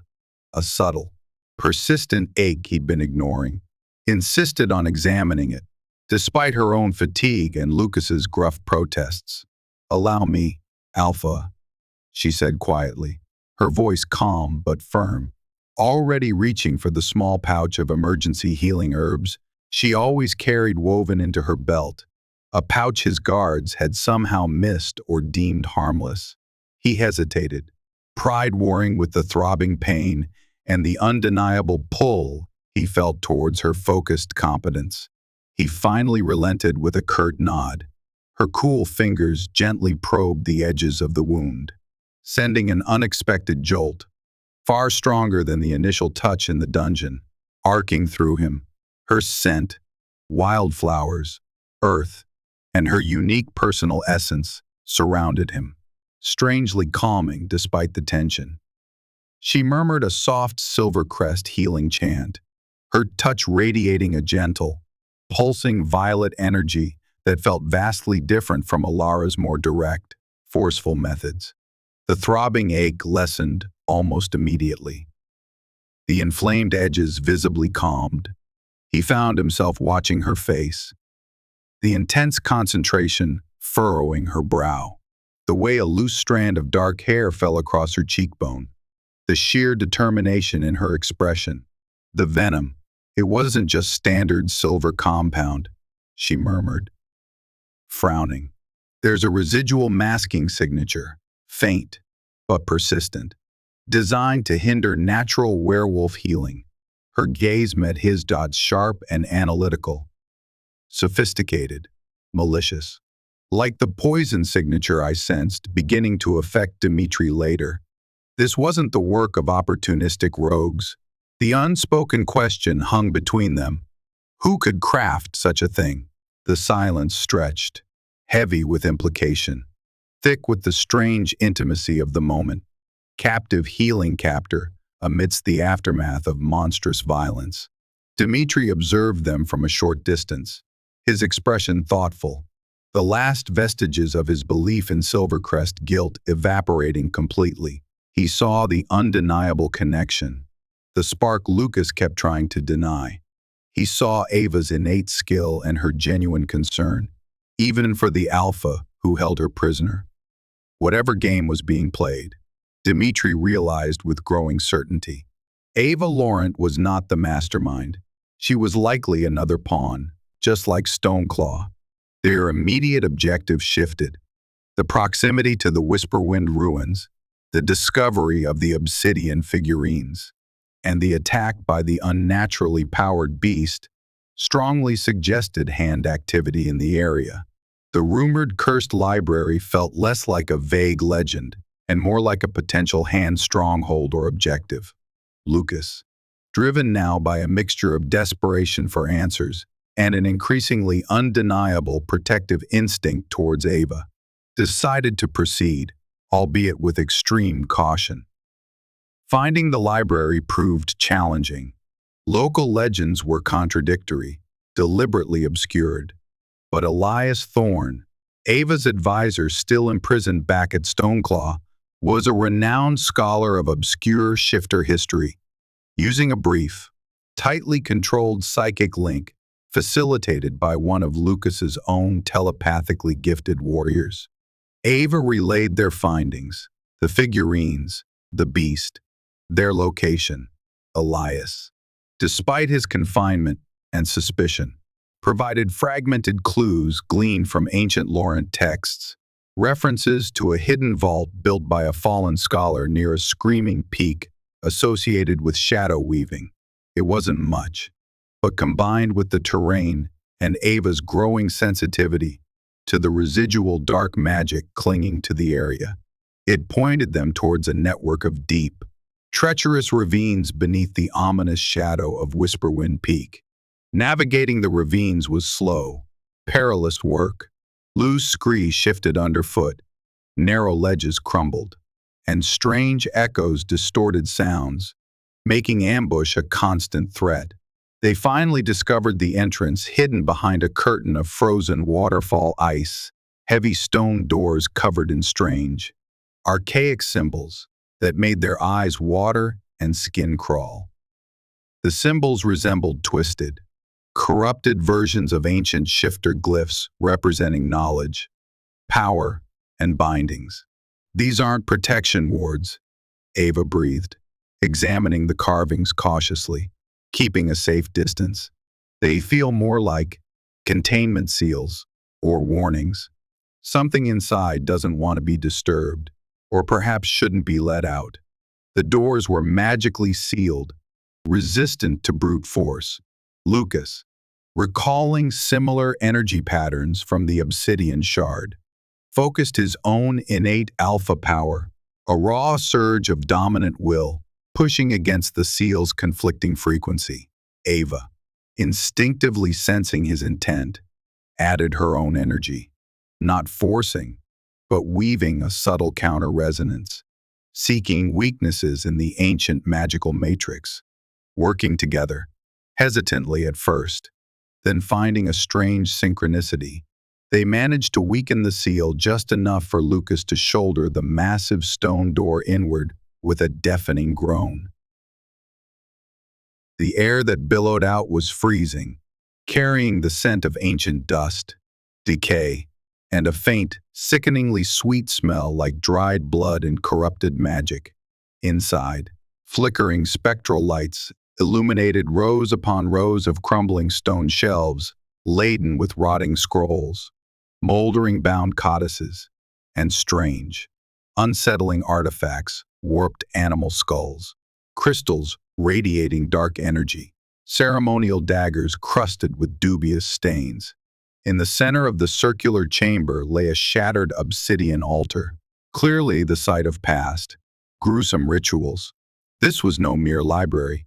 It was a vault of forbidden knowledge, a testament to the dark paths some shifters had explored centuries ago, and scattered carelessly amongst the debris, confirming their fears, were more obsidian figurines and tools marked with the chilling, unmistakable symbol of a withered skeletal hand, the Ashen Hand sigil. They had found a hand outpost, or at least a site they utilized. As they carefully searched, avoiding contact with the more obviously cursed artifacts, Ava discovered a partially burned scroll tucked away in a relatively intact stone niche. It contained fragmented records, written in a shaky, archaic script. It spoke of a powerful Volkov ancestor named Verith, a scholar obsessed with transcending the limits of flesh and moon, who experimented with forbidden soul magic and pacts with entities from beyond the veil.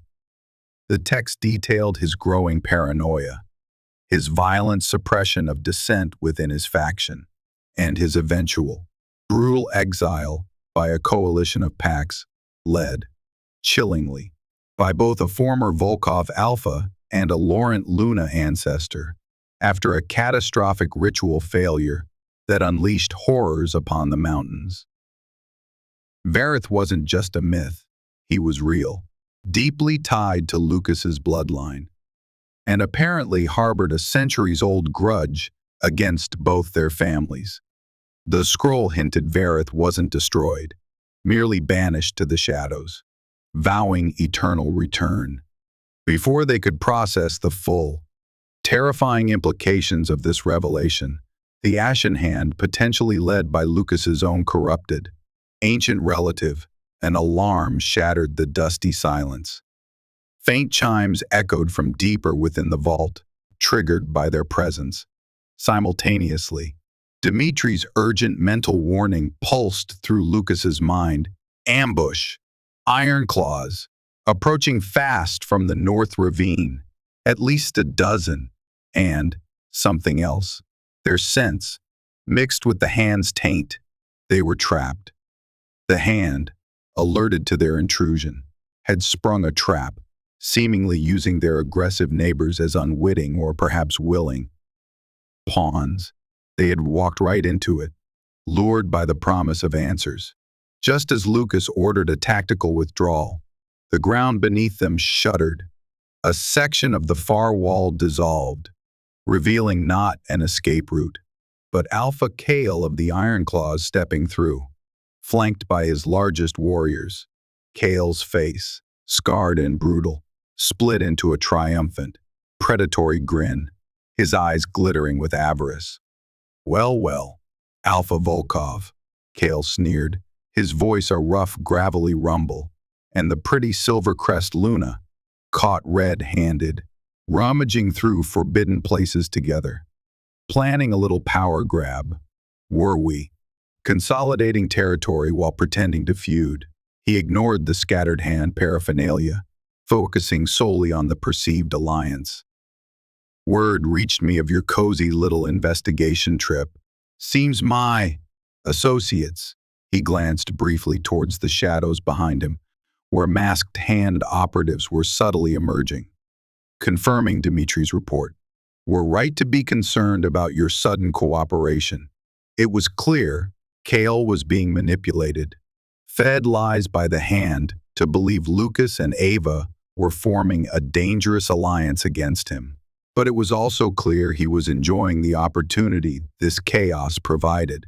Suddenly, from the shadows near Kale, Thalia, Ava's ambitious guard, stepped forward, a cruel smirk twisting her features. They were getting too close. Alpha Kale. Luna Ava always underestimated true power, preferred talking to fighting. Her gaze locked onto Ava, filled with smug contempt. I told your new friends where to find you. The betrayal was sickeningly blatant, confirming her earlier flicker of darkness. She had been turned, seduced by hand, promises, or her own festering ambition. The situation had deteriorated catastrophically, trapped between converging ironclaws likely seeking territorial gain, vengeful ashen-hand operatives seeking to silence them, and betrayed from within Ava's own ranks. Lucas met Ava's wide, shocked eyes across the dusty, cursed chamber, the fragile truce. The budding connection forged in shared danger was about to be tested in the most brutal way possible. The walls were closing in. The cursed library instantly became a claustrophobic death trap. The air crackled with hostility, thick with the sense of iron-claw aggression, the cold alien tang of ashen-hand magic, the sour note of Thalia's betrayal, and the rising dust disturbed by converging forces. Alpha Kale, clearly relishing the situation, positioned his warriors to block the main entrance, his smug grin revealing sharp teeth. The hand operatives, numbering perhaps 6 or 7, melted from the deeper shadows, their movements fluid and unnerving, effectively cutting off any retreat into the vault's unexplored recesses. Lucas, Ava, Dimitri, and their remaining 5 elite Stoneclaw guards were pinned down near the center, back to back around the shattered obsidian altar. Hand over the Luna, Volkov, Kale demanded, his eyes flicking avariciously between Lucas and Ava. And perhaps we can discuss reparations for your trespass on lands bordering my territory. Ironclaw deserves compensation for such blatant power plays. He was clearly playing his own game, leveraging the hand's presence for his own gain, likely believing he could dispose of them later. You fool!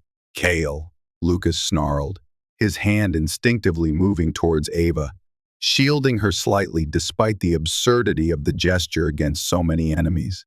You're being played. The hand orchestrated my family's murder. They framed Luna Ava. They're manipulating you. Kale laughed, a harsh, barking sound. Likely stories. Volkov. Excuses spun by cornered alphas. All I see is Stoneclaw and Silvercrest conspiring, encroaching, dealing in dark magic found in this hole. The hand. Minor players, useful tools, easily discarded once they've served their purpose in weakening you. His arrogance was monumental, blinding him to the true danger lurking beside him. Before Lucas could retort, the lead hand operative, taller than the others, their face completely obscured by shadow within their deep cowl, spoke, their voice a sibilant whisper that scraped against the nerves. Enough posturing. Ironclaw. The artifacts within this vault are hand property. The intruders are loose ends. A slender hand gestured, and bolts of crackling black energy erupted from the operatives, aimed not just at Lucas's group, but also whipping dangerously close to Kale's startled warriors. The hand had no intention of sharing power or letting witnesses walk away. Chaos exploded again. Kale roared in fury at the betrayal, ordering his ironclaws to attack both the hand and Lucas's group. Lucas's warriors met the onslaught, fighting desperately in the close confines. Dimitri, a whirlwind of controlled fury, carved a path through 2 ironclaws trying to flank Lucas. Ava, despite the shock of Thalia's betrayal, reacted instantly, weaving shimmering shields of violet energy to deflect stray energy bolts and venom-tipped ironclaw arrows, her defensive magic crucial in preventing immediate casualties among their small group. Thalia, siding fully with the hand now, attacked her former comrades with vicious abandon, her movements enhanced by a subtle dark energy. She lunged specifically for Ava, murder blazing in her eyes, seeking to eliminate the Luna she clearly felt had overshadowed her. One of Ava's loyal guards intercepted Thalia, engaging her in a bitter, desperate struggle. Lucas found himself battling both a hulking Ironclaw warrior and a lightning-fast hand operative simultaneously. The hand fighter moved with unnatural grace, their silvered blade weaving intricate, deadly patterns, while the Ironclaw relied on brute force.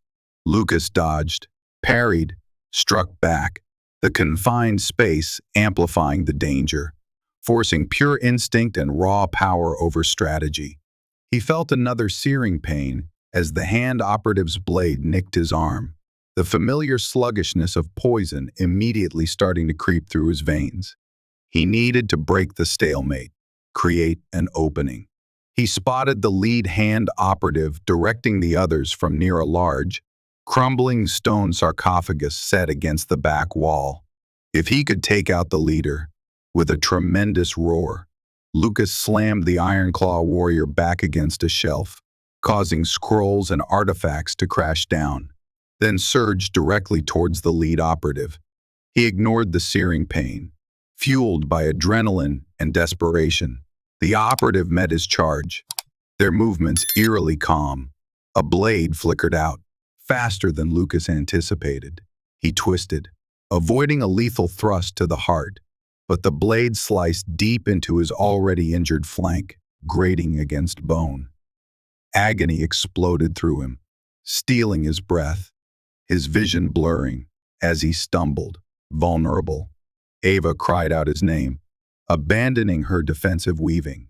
She unleashed a focused blast of pure violet energy, not an attack, but a blinding, disorienting pulse of light and sound directed squarely at the hand operatives.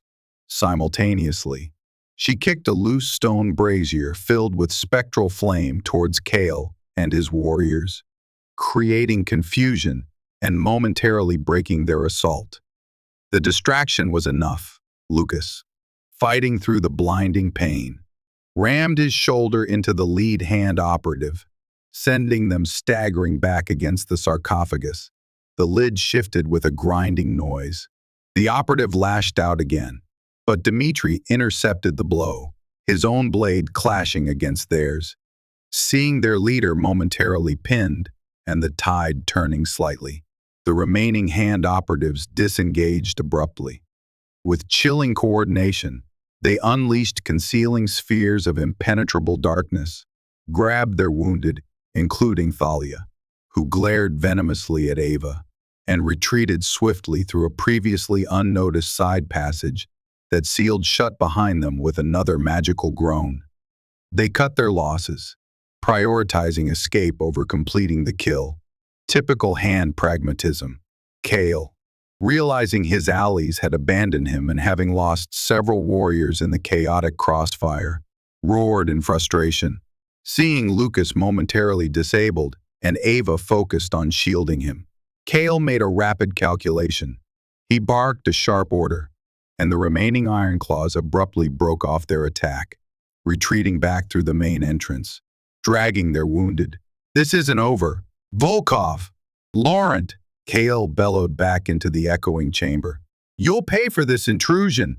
He vanished into the ravine, leaving Lucas's small group battered, bleeding, and alone in the suddenly silent, cursed library.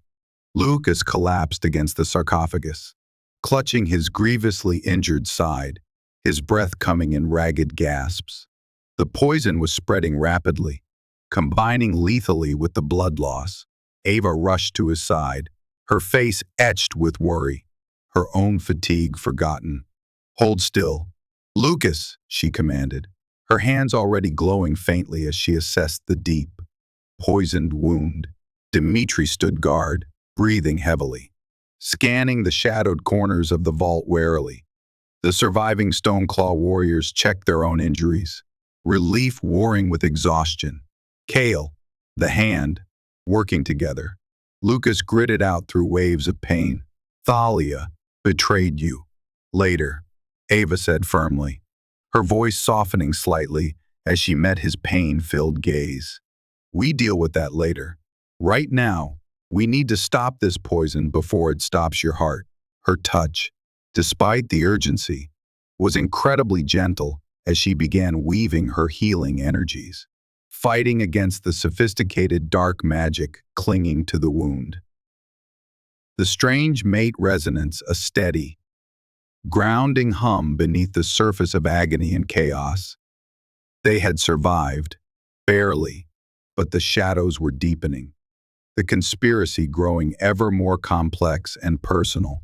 And Lucas knew, looking into Ava's determined violet eyes, that his fate was now irrevocably intertwined with hers, for better or, terrifyingly, for worse. They were no longer just alpha and captive. They were allies, targets, and perhaps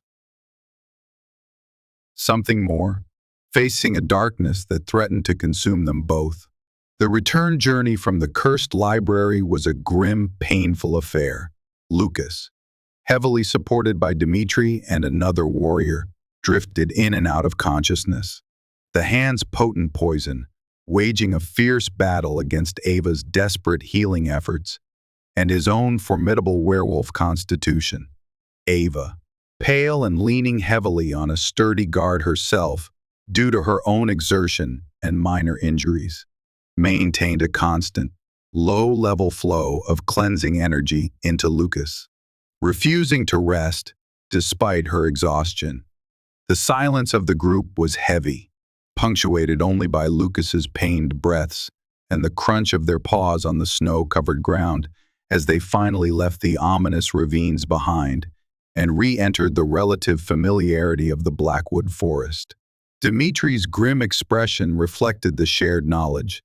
They had survived, but the enemy was more widespread, more insidious, and closer than they had ever imagined, with Ironclaw potentially playing a willing, if foolish, role.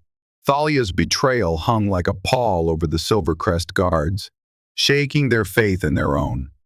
Upon finally reaching the Stoneclaw den, Lucas was immediately carried to the healing chambers, where Alara, the grizzled head healer, took over primary care, her initial suspicion of Ava instantly replaced by grudging respect, as Ava relayed the specifics of the hand poison's complex signature and the countermeasures she had already employed. Working together now, the two healers, one embodying Stoneclaw's resilience, the other Silvercrest's subtle energy manipulation, formed an unexpectedly potent team, their combined knowledge slowly beginning to turn the tide against the dark magic threatening their alpha's life. While Lucas fought his way back from the brink over the next few days, Ava and Dmitri, driven by grim determination, launched a deeper, more focused investigation within Stoneclaw itself, armed with the horrifying knowledge gleaned from the vault and the confrontation. The burned scroll mentioning Verith Volkov, the hand sigils, Thalia's treachery, Kale's disturbing semi-alliance with the hand, it painted a picture of a conspiracy far older and more complex than a simple interpack land grab. Their suspicions now fell heavily on anyone who might have harbored resentment towards Alpha Boron's reign or Lucas's subsequent iron grip. Anyone who might have benefited from chaos. Anyone who seemed slightly off. The atmosphere within the den grew tense, suspicion flickering between packmates like wildfire. It was during this tense period, while cross-referencing old guard rosters with reports of disappearances, that the name Kalin resurfaced, Alpha Boron's former elite guard, missing since shortly after the massacre. Recalling Kalin's subtly resentful attitude towards Boron's preference for diplomacy over overt aggression in later years, and a particular incident where Kalin had clashed with Dmitri over training methods. Dmitri felt a cold knot of guilt tighten in his gut. Had he missed warning signs? Had Kalin's bitterness festered into betrayal? The answer came with shocking brutality. Scouts patrolling the lower access tunnels, ancient escape routes seldom used but periodically checked, reported an attempted breach. Intruders, bearing the sickeningly familiar ashen hand mark branded onto their forearms, were intercepted after a fierce skirmish. They fought with desperate fanaticism, seemingly attempting to reach the deep vaults or perhaps sabotage the den's foundations. One, subdued and grievously wounded, was dragged into the torchlight.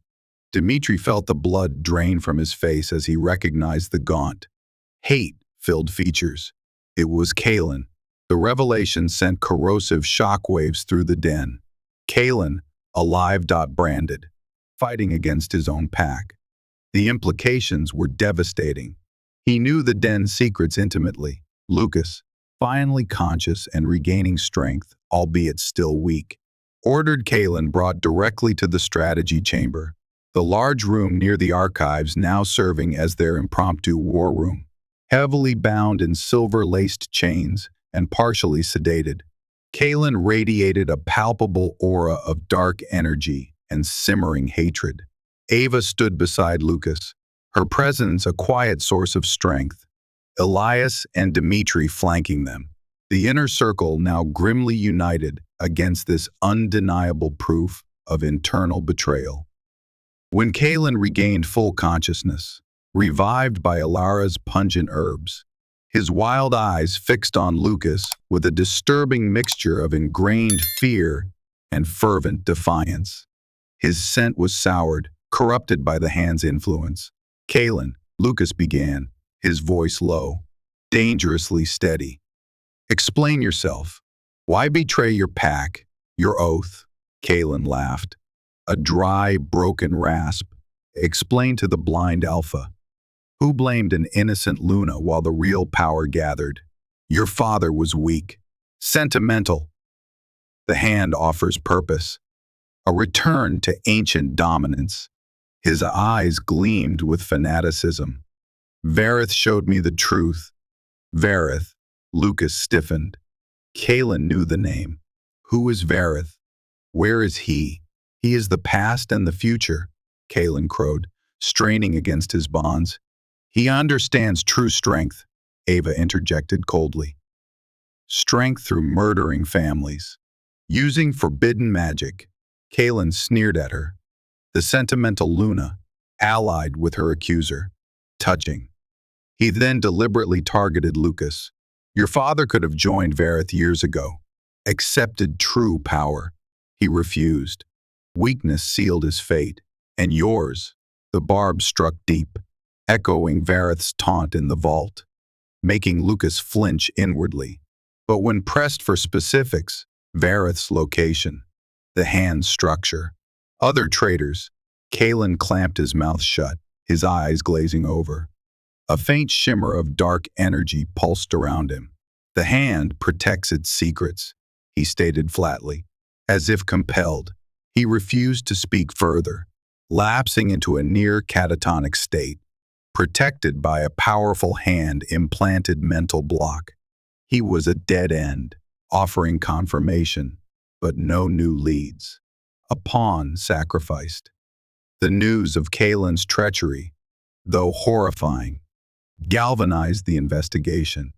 Working late one night in the dusty archives, sorting through items retrieved from Kalin's long-abandoned quarters, Ava discovered the hidden loose stone behind a bookshelf. Inside lay the brittle, folded parchment, the roster, names of the dead, the disappeared, and the chillingly present scrolled down the list in Kalin's precise script. His own name, and near the bottom, circled faintly, Marius, Elder Marius, respected, pragmatic, yet always subtly critical. The elder who had questioned the Silvercrest alliance, the elder conveniently absent during the massacre, the elder who Lucas, with dawning horror, now realized had subtly guided investigation efforts away from certain lines of inquiry over the years, including any serious consideration of internal threats or Ironclaw involvement. Could Marius, embittered and ambitious, be the hand's true serpent within Stoneclaw, manipulating Kalin and others? The sickening possibility hung heavy in the air, threatening to buckle Lucas's knees. Before he could even formulate a plan to carefully approach Marius, to test this horrifying theory without alerting him, frantic chaos erupted. An urgent, panicked summons pulsed through the pack mind link, radiating from near the entrance to the lower tunnels where Kalin had been captured. Gregor's mental voice screamed, "Dmitri, he's down! Collapsed! Can't breathe! Poison!"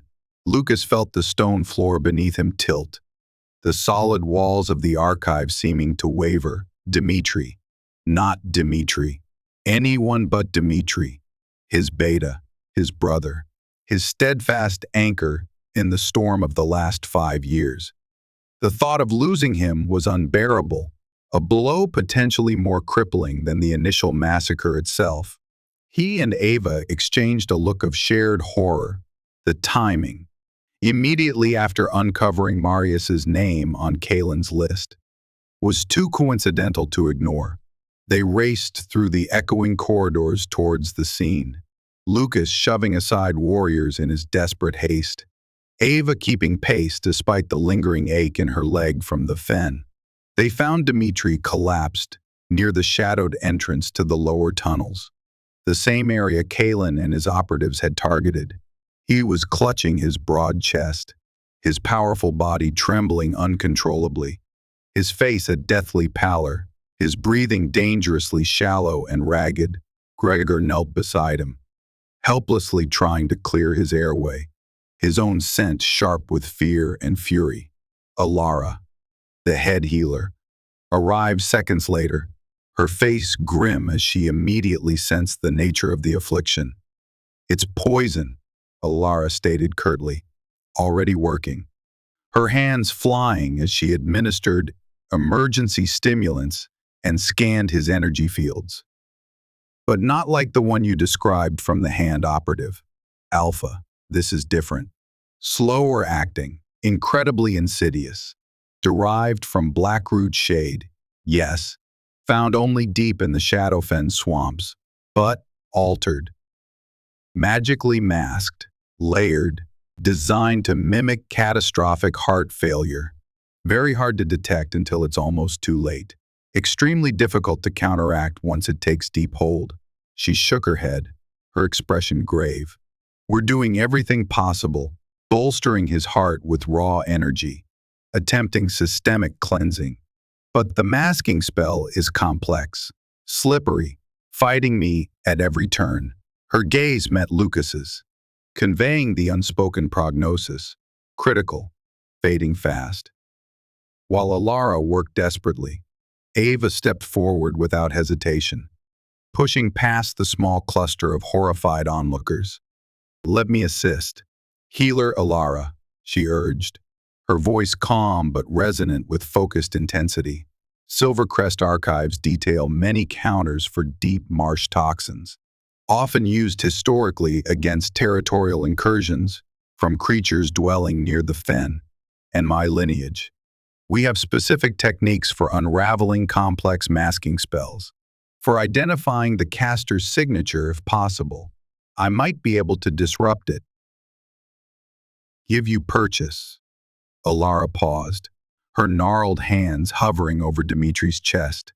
Ancient pack rivalry and ingrained suspicion warring visibly with the desperate need for any possible aid. Saving the beta was paramount. She looked at Lucas, seeking his authority. He gave a sharp, decisive nod, his throat too tight for words. "Do," he managed. The order rough. Anything. Save him. Ava knelt beside Dmitri, opposite Alara, her eyes closing tight in intense concentration. A soft, pulsing violet light, deeper and more focused than her usual healing glow, emanated from her palms as she hovered them over Dimitri's struggling heart and lungs. She wasn't pushing energy in, but listening, attuning her heightened senses to the subtle vibrations of the poison, the intricate, deceptive weave of the masking spell. Searching for a flaw, a frequency, a way to unravel the knot. Lucas watched, his own heart pounding a painful, suffocating rhythm against his ribs, torn between paralyzing fear for Dimitri's life and a fierce, unwilling surge of profound admiration for Ava's calm competence, her immediate, selfless willingness to help his most trusted friend, despite the suspicion and hostility she had faced here. The mate bond flared intensely between them, an unexpected anchor of warmth and rightness amidst the cold dread. Suddenly, Ava gasped aloud, her eyes snapping open, wide with shock and dawning, horrified alarm. The violet light around her hands flickered violently. The poison, its magical signature. She stammered, struggling to maintain her focus.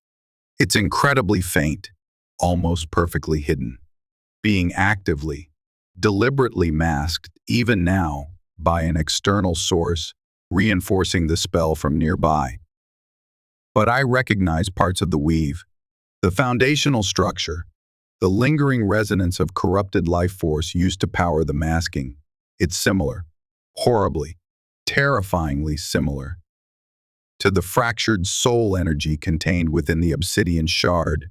Lucas stared at her, the blood draining from his face, the pieces clicking into place with horrifying certainty. The shard, linked directly to this poison. But how? Kalin is captured, incapacitated. Who could possibly have administered this? Who could have gotten close enough to Dmitri without suspicion? Dmitri, ever vigilant, would never have allowed an unknown threat near him, especially not near a vulnerable access point they were investigating.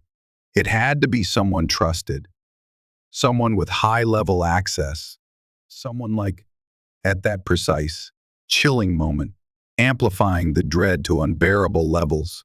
A loud commotion erupted from the corridor leading towards the Elder's quarters and the strategy room. Gregor, who had dispatched warriors to check on Marius, the instant Ava confirmed the poison signature, burst back into the gathering, his face pale beneath his scars, his weapon drawn, his scent radiating controlled panic and absolute fury. "Alpha!" Gregor bellowed, his voice tight with disbelief. "It's Marius! He's gone!" Vanished from his quarters. The guards found his rooms empty moments ago.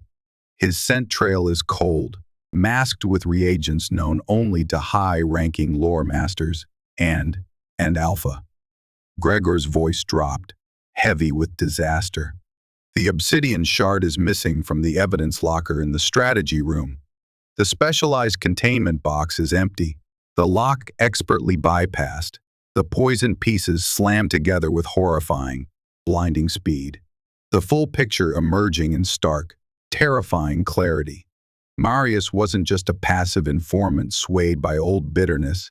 He was a key player, an active, high-ranking agent of the Ashen Hand, embedded deep within Stoneclaw for years, perhaps decades, possibly even the leader of their internal cell. He had the access, the deep knowledge of den security, the implicit trust of almost everyone.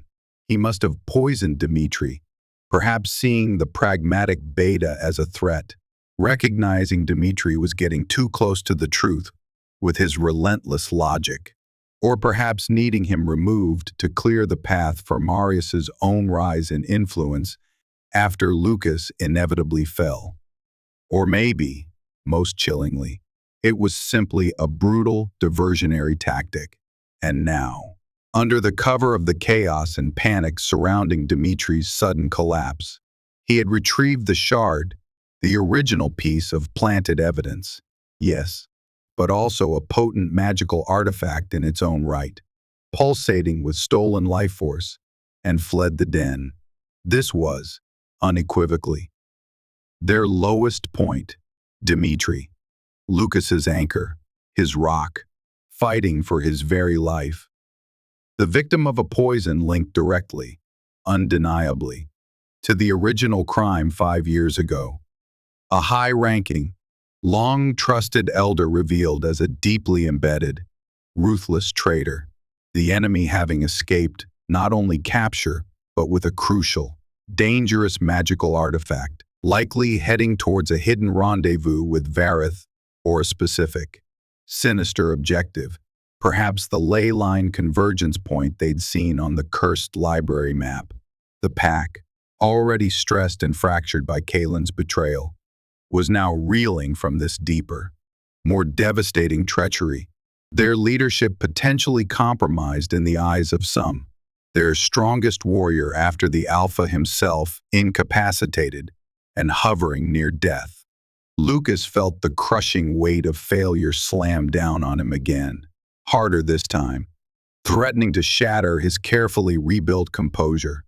He had been played, manipulated from the very start, first by his own consuming grief, then by Kalin's hidden betrayal, and now, most devastatingly, by Marius's insidious treachery unfolding right under his nose. He had failed to protect his family, failed to see the enemy coiled serpent like within his own council chambers, and now his closest friend, his brother, might pay the ultimate price for his continued blindness. He had been so focused on the external enemy he'd imagined.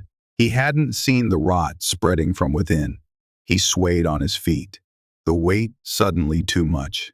Ava, sensing his near collapse despite her intense focus on Dmitri, looked up from her healing work. Her own fear momentarily forgotten, overridden by a surge of fierce, protective instinct. She saw the despair clouding his features, the crushing self-blame threatening to shatter his alpha control at the moment it was most needed. The mate bond flared fiercely between them, a sudden surge of strength flowing not from him, but towards him, an undeniable need to support him, to anchor him before he drowned in the undertow of guilt and self-recrimination. She reached out, placing one trembling but firm hand on Lucas's forearm, her touch steady, grounding. Despite the chaos swirling around them, "He's not gone yet. Lucas," she said, her voice low but intensely firm, cutting through his spiraling thoughts like a blade. "Alara and I are fighting for him. We are making progress against the masking spell. And Marius, he won't get far unseen now that we know who he is and what he's done. We know he has the shard. His escape confirms everything." Her eyes met his, violet fire blazing within them. "This isn't the end. This is the turning point. This is where we stop reacting to their manipulations and start hunting, where we take the fight to them, where we fight back." Together, her unexpected strength, her unwavering resolve mirroring his own buried will in the face of their absolute darkest hour, was the lifeline Lucas desperately needed.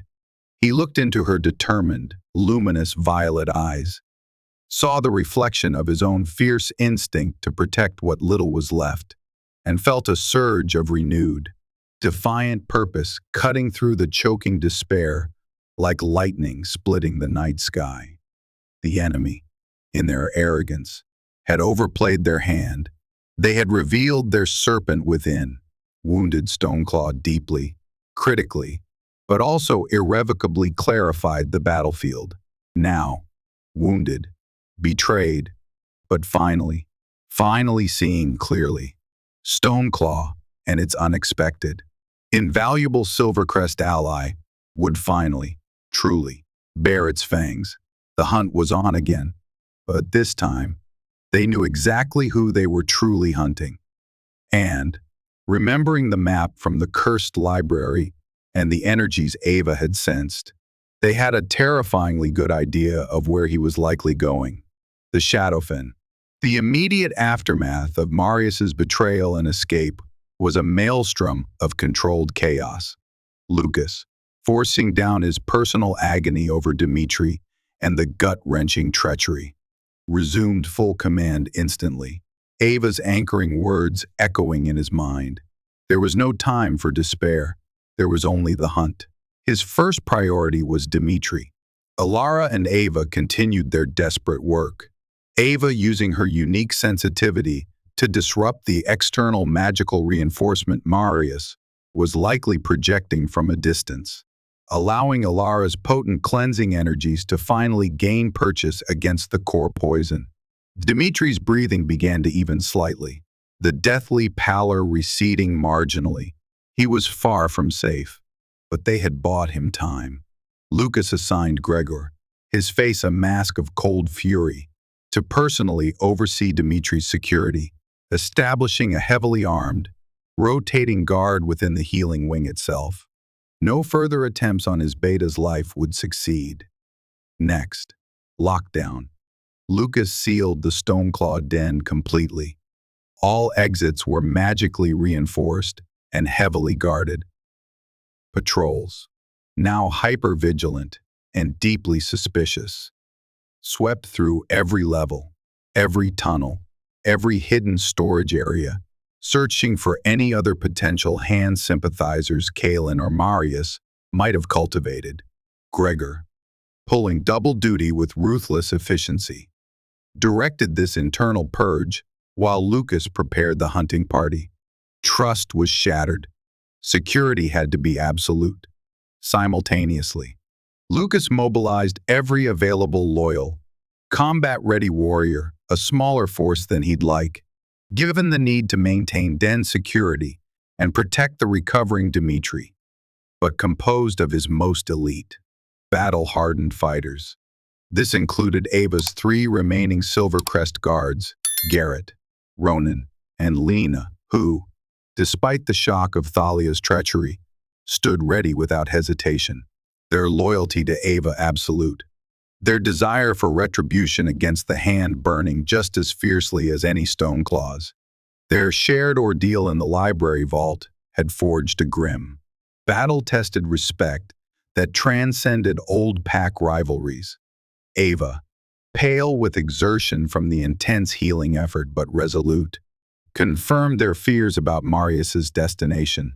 While disrupting the poison's masking spell, she had managed to lock onto Marius's fleeing magical signature, amplified significantly by the stolen obsidian shard he carried.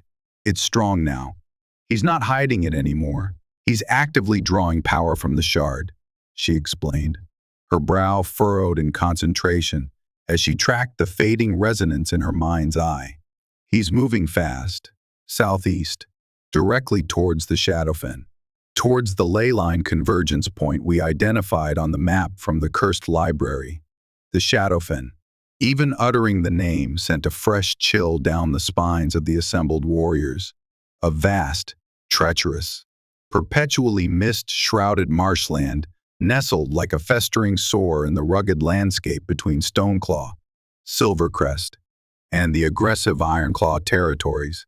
It was nominally neutral ground simply because no pack could reliably hold it or navigate its dangers safely for long.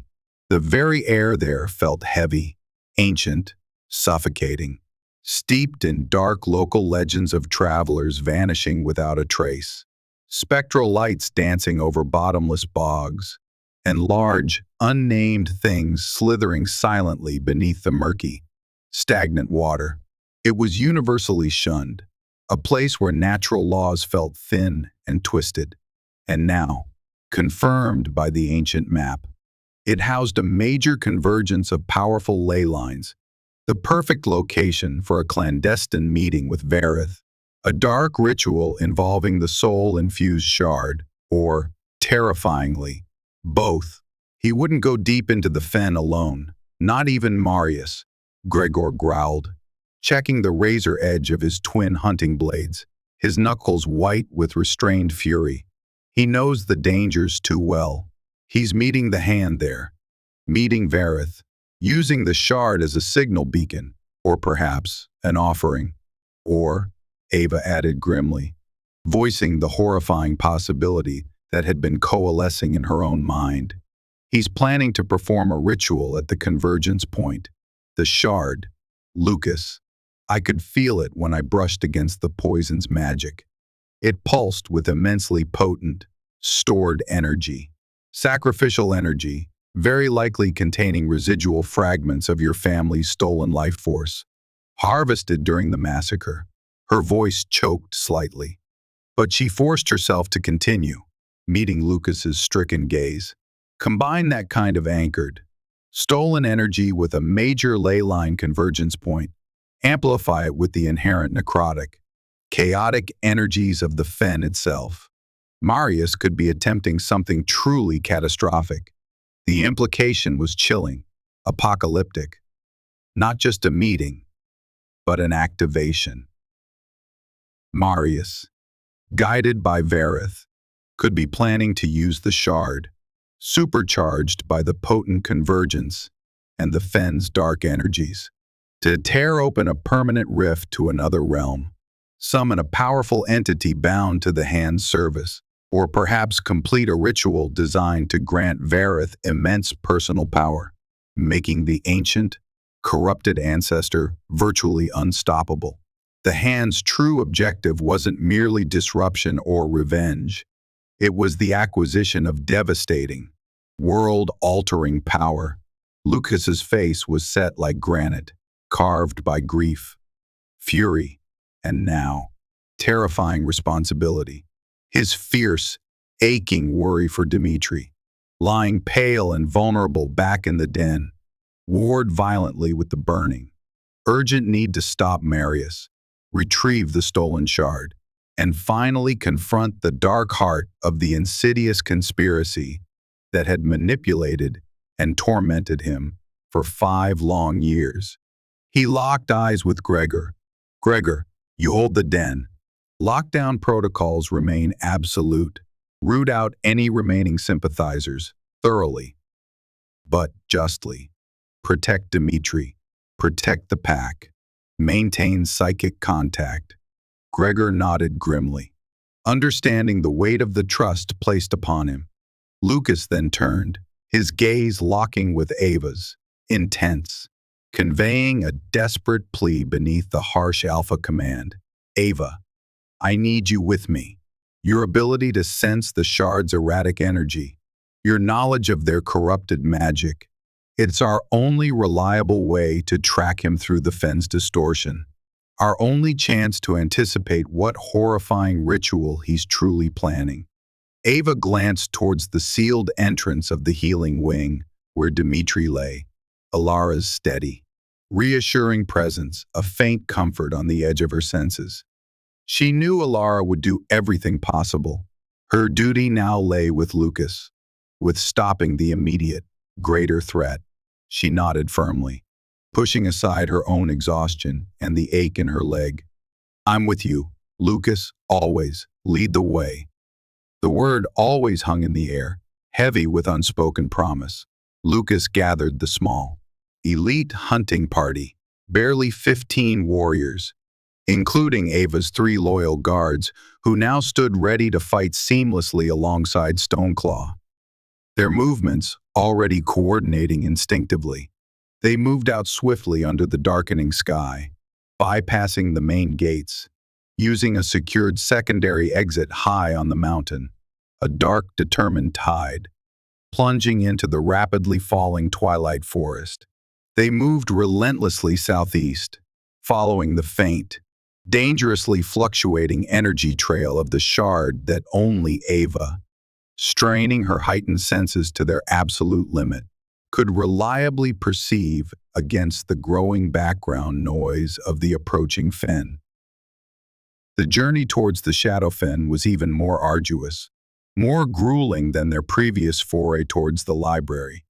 The terrain grew increasingly difficult as they left familiar Stoneclaw territory, shifting abruptly from crisp, snow-dusted alpine forest to soggy, grasping marshland perpetually shrouded in thick, unnaturally cold, cloying mist that deadened sound, twisted sense, and played tricks on the eyes. Visibility dropped to near zero at times, forcing them to rely almost entirely on Ava's strained magical tracking and their own innate sense of direction.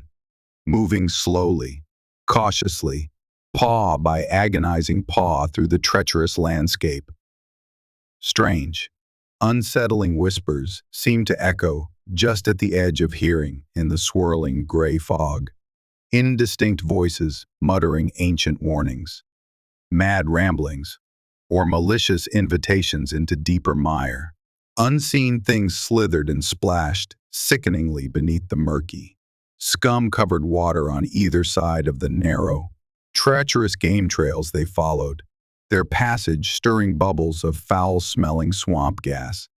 The very air felt ancient, sentient, hostile, corrupted, steeped in centuries of decay and dark magical residues that grated painfully against their highly attuned werewolf senses, raising the hackles on their necks constantly.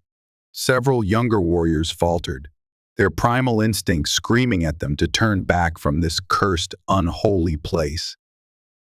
They encountered immediate, escalating obstacles, far worse than near the library.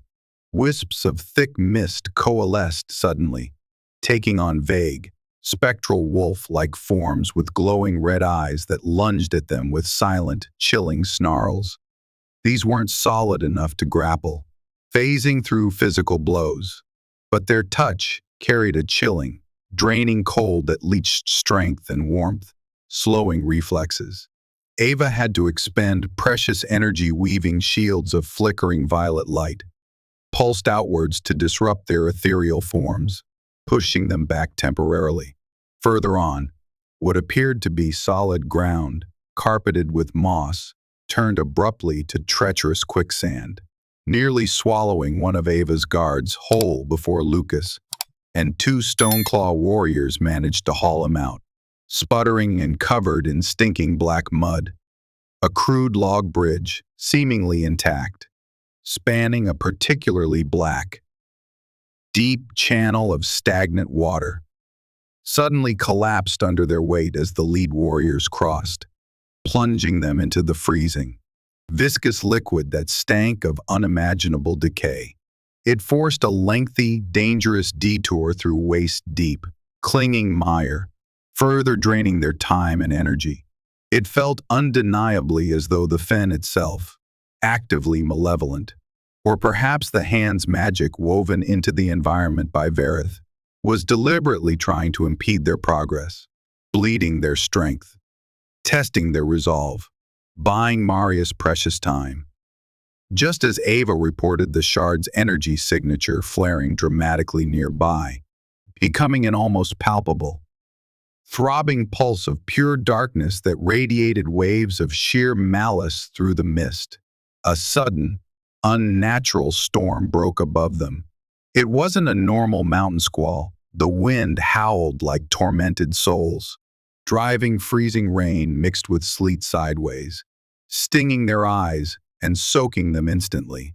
Lightning, tinged an unhealthy green, ripped across the sky, striking alarmingly close, making the ground shudder. The already sodden marshland began to flood rapidly, turning pathways into treacherous streams. The storm deliberately hampered visibility further, interfered with scent tracking, and attempted to scatter their small group, making coordination nearly impossible. Ava's tracking ability flickered under the magical interference, doubt clouding her expression for the first time. "It's trying to blind me." Verith's influence, shielding the ritual site, she gasped, clutching her head against a wave of static interference. Then, emerging from the churning mist and driving rain, came a new horror, larger spectral wolves, more solid, led by a towering alpha specter whose form shimmered with dark energy, materialized directly in their path, blocking the only discernible solid ridge ahead. This wasn't just passive environmental hazard, this was an active, summoned defense. "Form up. Defensive circle." Lucas roared over the storm's howl, shifting instantly into his wolf form. His warriors reacted instinctively, forming a tight knot around Ava, snarling defiance at the spectral pack. The battle was joined again, a desperate skirmish against ethereal foes in the heart of a magically conjured hurricane, while somewhere just ahead, shielded by this chaos, Marius raced to complete his horrifying ritual. They were losing time, bleeding strength, and the heart of the Shadowfen, pulsating with dark power, awaited them. The spectral wolf pack, led by the immense, shadowy alpha specter whose claws dripped corrosive ectoplasm, slammed into their defensive circle like a freezing wave. The hand-summoned guardians fought with silent, unnatural ferocity, their chilling touch draining warmth and stamina, their phantasmal teeth seeking throats. Lucas, roaring defiance, met the spectral alpha head-on, his physical strength less effective against the ethereal form, forcing him to rely on sheer force of will and the burning silver light of his Volkov lineage, which seemed to make the creature recoil slightly. Simultaneously, figures emerged from the blinding sleet and swirling mist on their flanks, not just hand operatives this time, but heavily armed Ironclaw mercenaries, their rough pelts glistening with rain, their eyes alight with grim purpose. Alpha Kale wasn't just manipulating them, he had committed forces, making a definitive pact with the hand. A volley of heavy crossbow bolts, tipped with barbed silver heads coated in a familiar, sluggish poison, rained down. Two Stoneclaw warriors cried out as bolts found their mark, forcing Ava to split her focus between repelling the specters and weaving hasty shields against the physical assault. Iron Claws! Dimitri's mental voice he had insisted on joining the hunt, despite Lucas's protests, deeming the threat too great to remain behind, though still clearly recovering crackled with fury. Kale has truly thrown in his lot with these shadow-spawned abominations. Gregor, fighting back-to-back with Ronan, Ava's senior guard, cut down an Ironclaw mercenary attempting to break their line, his twin blades a silver blur. They fight like cornered rats. Alpha, desperate. The battle raged amidst the howling wind and freezing rain, a chaotic, brutal melee against both spectral horrors and flesh and blood foes, enhanced by subtle hand enchantments, providing unnatural speed and resilience. Minor injuries accumulated rapidly across their small force, the relentless cold and draining specter attacks taking a heavy toll. The spectral pack, constantly regenerating from the mist, seemed tireless. The combined Ironclaw and hand force, though taking losses, pressed their numerical advantage relentlessly.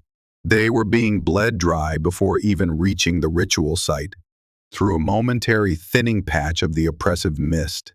Intensified by the chaotic energy pouring from ahead, they finally saw it, the desolate, slightly elevated island of solid ground rising from the churning bog. Upon it stood the cluster of crumbling, moss-covered standing stones, radiating ancient power and profound wrongness. In the very center, Elder Marius stood, drenched but seemingly impervious, chanting loudly, his voice distorted, resonant with horrifying power that wasn't his own, speaking the guttural, archaic language that clawed at their minds. The obsidian shard hovered before him, pulsing violently with a sickening black light, visibly drawing thick tendrils of corrupt, shimmering energy not just from the ley lines in the ground beneath, but seemingly from the fear and violence of the battle raging around the island. Feeding the ritual, a shimmering, almost invisible dome of black energy pulsed around Marius, shielding him. Surrounding the inner circle of stones stood the core Ashen Hand Guard, perhaps 8 figures now, including the treacherous Thalia, their faces utterly hidden, radiating cold, calculating malice. "We have to break through." "Stop the chant," Ava yelled, diverting a lightning strike with a shimmering shield that cracked under the strain. Lucas knew they couldn't sustain this perimeter fight. "Dimitri, Gregor, hold the line here. Buy us time. Ava, with me." We pushed through to Marius, ignoring the searing pain from his reopened wounds and the clinging spectral wolves. Lucas shifted back to human form momentarily, grabbing Ava's arm, focusing his alpha will into a wedge formation. He surged forward, covered by covering fire from the remaining Stoneclaw warriors. punching a hole through the spectral line directly towards the island causeway. Ava matched his stride, her violet energy flaring protectively around them both. They reached the narrow, slippery causeway just as Verith Volkov unleashed their power from the ritual site. A tangible wave of necrotic energy, cold as the grave, slammed into them. It wasn't raw force, but a chilling, insidious wave that sought to extinguish life force, drain resolve. Lucas staggered, his breath catching, feeling his strength leach away. Ava cried out, her protective shield sputtering violently under the assault. The wave deliberately separated them, forcing Lucas towards the left flank of the island, where two hand elites intercepted him, their blades already weaving towards his throat. Ava was thrown towards the right, near the crumbling stone circle, where Thalia awaited her with a venomous smirk and drawn daggers. Lucas engaged the hand elites, his strength flagging under the combined effects of poison, wounds, and Verith's draining aura. He needed to reach Marius, but these two were skilled, relentless, their red eyes glowing with borrowed power. Ava faced Thalia, betrayal burning cold and sharp in her heart. Why? Thalia, why join them? Because you were too weak, too idealistic, Thalia spat, lunging. Verith offers real power, not dusty scrolls and weak alliances. The hand will rule. Their fight was swift, vicious, deeply personal, dagger against desperately woven shield and energy blast. Thalia, fueled by dark power, pressed Ava hard, forcing her steadily back towards the unstable edge of the stone circle. Suddenly, the ground beneath the circle groaned under the ritual's strain. Rocks shifted, with a malicious shove. Thalia sent Ava tumbling into a newly opened fissure, jagged stones pinning her injured leg. Ava cried out, trapped, vulnerable. Lucas saw it. His heart seized. Ava, trapped! The ritual neared its absolute peak. Save Ava. Stop Marius. The primal scream of the mate bond answered instantly, overriding all tactical thought. With a roar of pure, agonized fury, he ignored the hand warriors slashing at him, ignoring the screaming pain in his flank, and dove towards the collapsing stone circle. Just as Lucas reached the fissure, frantically tearing at the rocks trapping Ava, the shard above Marius pulsed with unbearable intensity. The black light coalesced, swirling, taking on a vague, monstrous, multi-limbed shape within the energy field.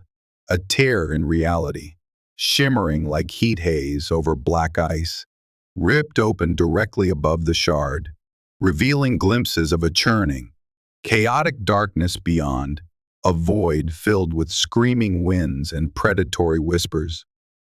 From this tear, immense, shadowy claws tipped with obsidian talons began to emerge, scrabbling for purchase on the edges of the rift, accompanied by a low, soul-shaking growl that vibrated through the very ground, shaking teeth loose. The pressure in the air became immense, suffocating. Marius, eyes wide with a terrifying mixture of ecstatic fervor and dawning horror at the scale of what he was unleashing, shrieked the final syllables of the binding chant. "Lucas, stop him!" Ava cried, struggling against the crushing rocks, her face pale with terror.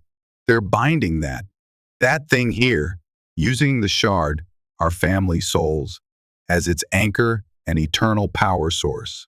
At that moment, Verith Volkov stepped fully from the shadows behind the central standing stone, casting off their concealing cloak. The ancient, desiccated figure radiated immense power and chilling authority. Too late. Little wolves. Verith's voice echoed directly in their minds, cold and sexless. "The vessel is prepared. My ascendance begins." Verith raised both hands, channeling the final surge of power from the ley lines into the shard.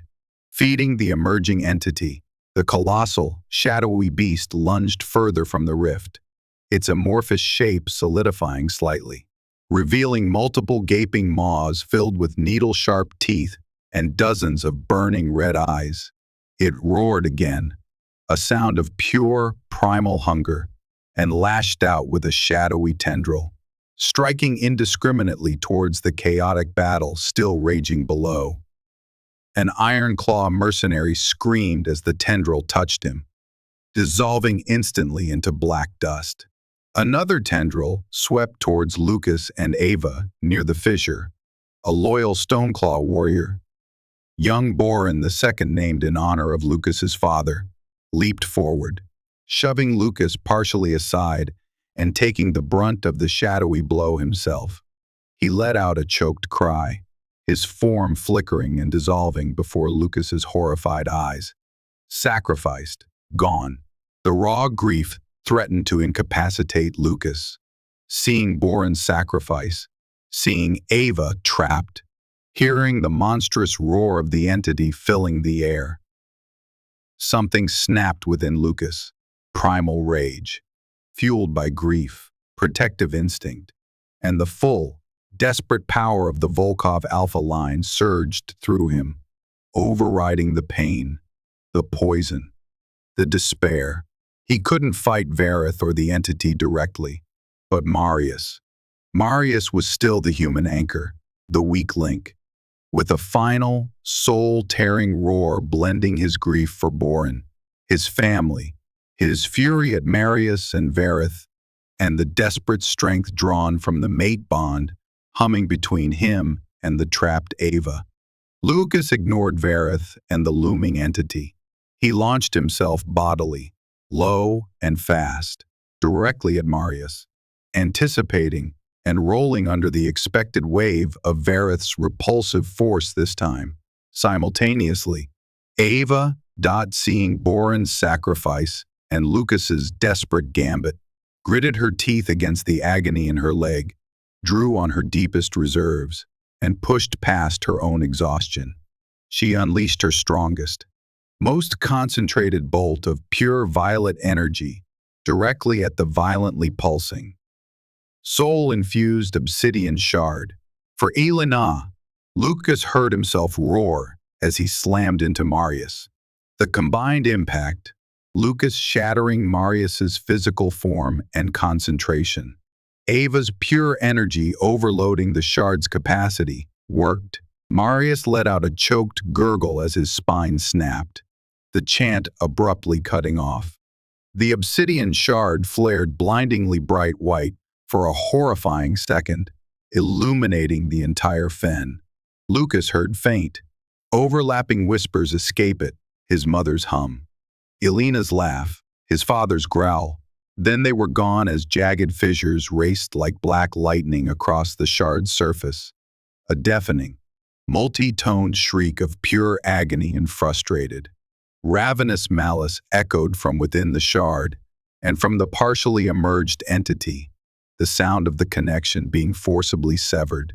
The entity howled in rage as the rift above it violently imploded, sucking its shadowy claws back into the void before vanishing with a final, thunderous clap that cracked the very sky. The obsidian shard, its purpose denied, its stolen energy unleashed, exploded outwards in a devastating shockwave of raw, untamed chaotic energy. The concussive wave hit everyone on the ravaged island. Lucas, instinctively shielding Ava near the fissure with his already battered body, was thrown back violently, skidding across the churning mud, consciousness flickering. Ava cried out as the chaotic backlash slammed into her already weakened defenses, collapsing against the rocks. Ashen Hand members, Ironclaw mercenaries, remaining Stoneclaw warriors, and Ava's loyal guards alike were flattened, stunned, scattered like leaves in a hurricane. The very ground of the island bucked and fractured, sections collapsing into the rapidly rising, black floodwaters churned up by the magical storm and the failed ritual's release. Vareth staggered, thrown off balance by the explosion, their concentration broken, their carefully woven spells unraveling. Their cowl was blown back completely for several precious seconds, revealing the full horror of their corrupted, ancient Volkov features, desiccated skin, burning red eyes, a grotesque mockery of Lucas's own lineage before they managed to pull it back up, shielding their face.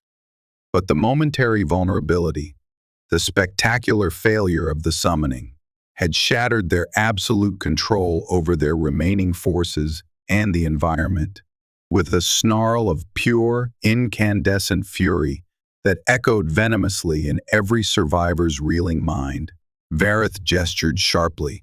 The few remaining conscious Ashen Hand members scrambled frantically through the chaos, grabbing their key wounded, including the stunned, bleeding Thalia, and melting back into the thick, swirling mist towards hidden escape routes, vanishing as quickly and silently as ghosts, masters of evasion even in catastrophic retreat.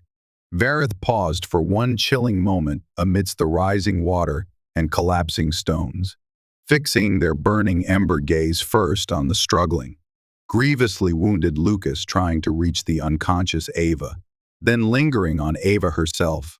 This is not over, heir of Volkov. Luna Laurent. The mental voice hissed, sharp and serrated like broken glass, filled with venomous, chilling promise. The hand remembers all treachery. The blood debt owed by both your lines will be paid in full. I will reclaim what is mine. Then, the ancient entity dissolved into flowing shadows, merging seamlessly with the oppressive gloom of the Shadowfen, leaving only the sounds of the raging storm, the rising floodwaters, the agonized groans of the few scattered survivors, and the lingering stench of ozone, swamp gas, and spilled blood. Marius lay broken and unmoving near the epicenter of the blast, impaled by a flying shard of standing stone. The inert, smoking fragments of the shattered obsidian scattered harmlessly around him in the mud. His reign of treachery, fueled by bitterness and Vareth's manipulation, was emphatically over. Lucas, dragging himself forward despite the waves of agony, finally reached Ava's still form just as the causeway connecting the island to the firmer banks began to crumble under the assault of the floodwaters. He managed to haul her free from the last of the shifting rocks, her breathing shallow but present, looking around at the devastated island, the dead and wounded scattered amongst the ruins, the encroaching darkness, and the hostile, cursed swamp surrounding them. He knew the battle was won, barely. The ritual was thwarted. Marius was dead, the hand was scattered, but Vareth, the ancient, powerful mastermind tied to his own blood, remained free, nursing a centuries-old grudge and vowing revenge. The cost had been immense. Orin the second gone, Dmitri back at the den perhaps still dying. His own wounds felt catastrophic, Ava unconscious. This victory felt terrifyingly hollow. The Shadowfen, cursed and alive, seemed to sigh around them, content. For now, with the blood it had claimed, they had survived the heart of darkness, but the war had just truly begun. He gathered Ava into his arms, shielding her from the freezing rain, and signaled desperately to the few conscious survivors. They had to get out. Now, before the Fen claimed them all. The retreat from the shattered, flooding ritual island in the heart of the Shadowfen was a waking nightmare.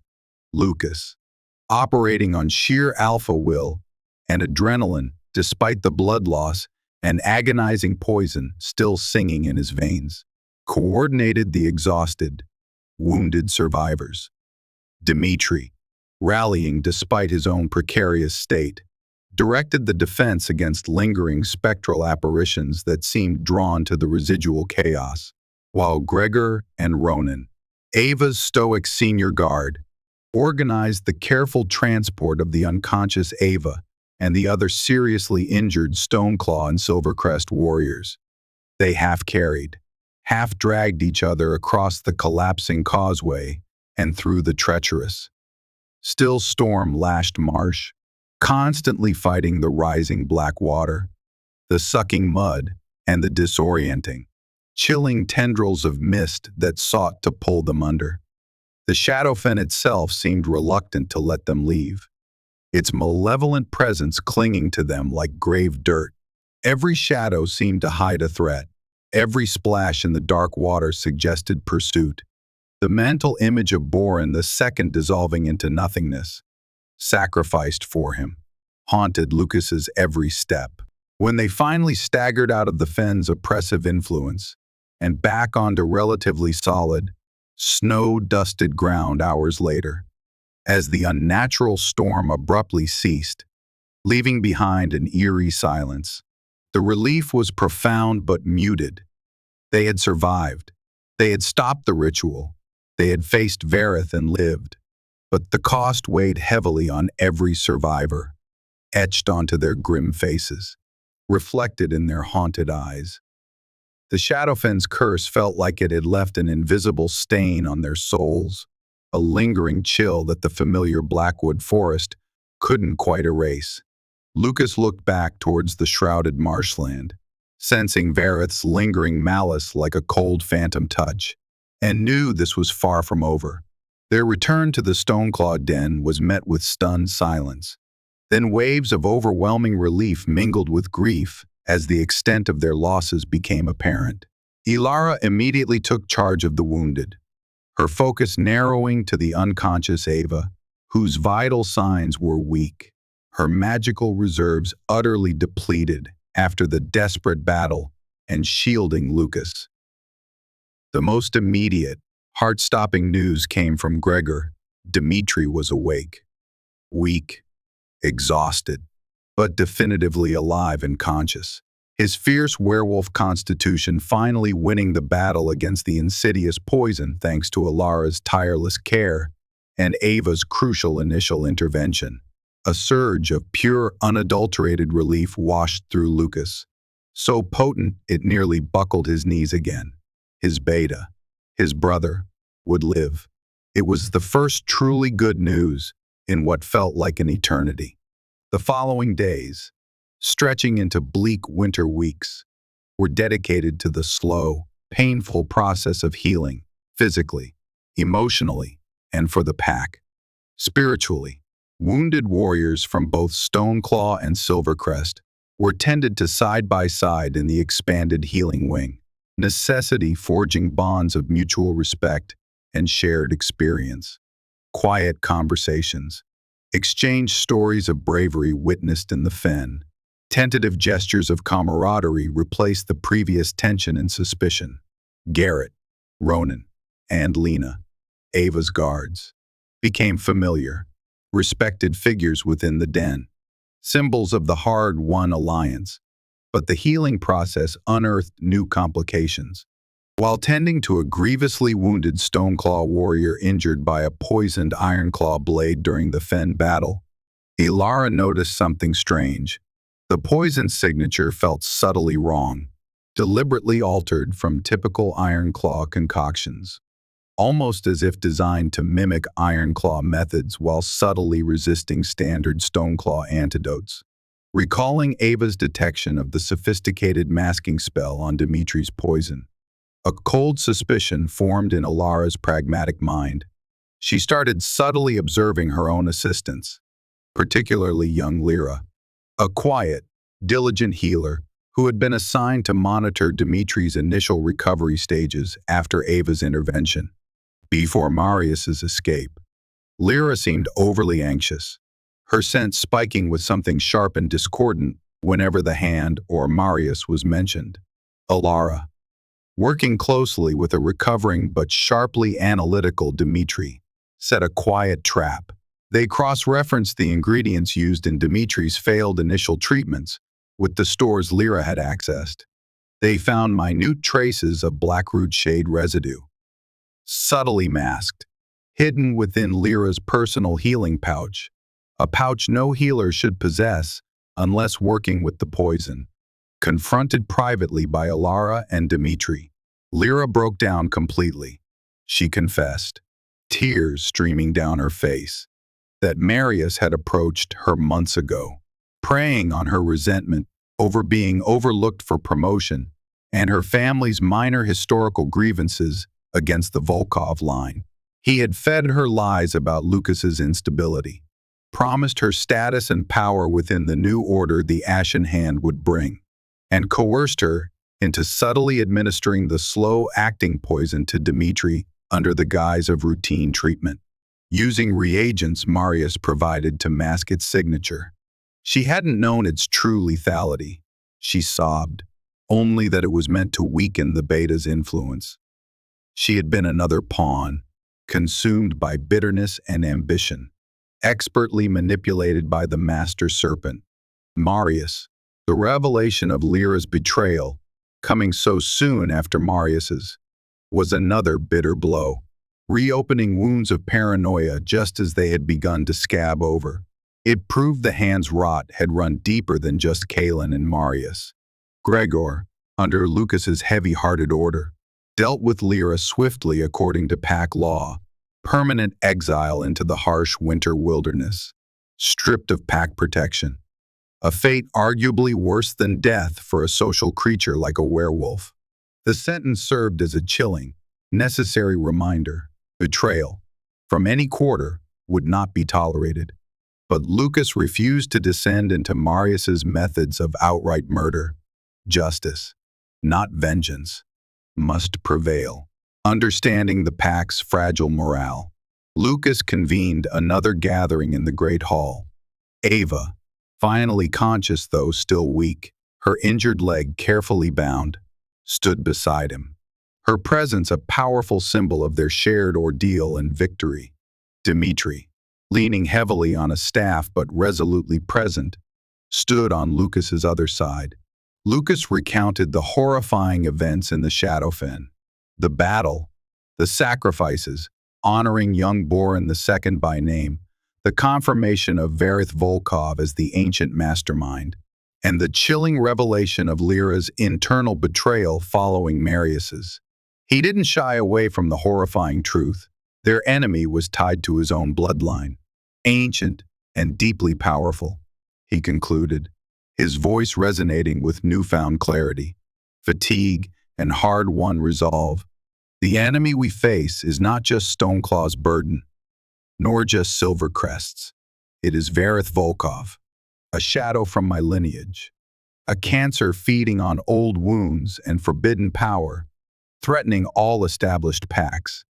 He seeks to shatter our world, remake it in his dark image. We stopped him in the fen. We broke his tool, Marius. We shattered his anchor, the shard. He paused, looking around the hall, meeting the eyes of his pack. But he remains. The Ashen Hand, though scattered, remains. This war is far from over. It requires vigilance, unity, and unwavering trust in our allies. His gaze rested on Ava, warm and full of respect. Luna Ava and Silvercrest have proven their strength, their honor, their commitment, sealed in blood shed beside ours. We move forward, not as suspicious neighbors, but as sworn allies, bound by a common enemy and mutual respect. A deep, resounding howl of agreement rose from the assembled pack, stronger this time, fiercer, fueled not just by loyalty to their alpha, but by shared grief, righteous anger against the hand, and genuine acknowledgement of Ava's courage and the sacrifice of her guards. The deepest cracks within the pack's spirit were finally beginning to mend, filled with the mortar of shared purpose. However, the Shadowfen had left its mark. Lucas found himself plagued by fleeting, disturbing visions, especially near sleep, echoes of his family's final moments, seemingly amplified by the fragmented soul energy released from the shard, a psychic scar left by the battle and Verith's influence.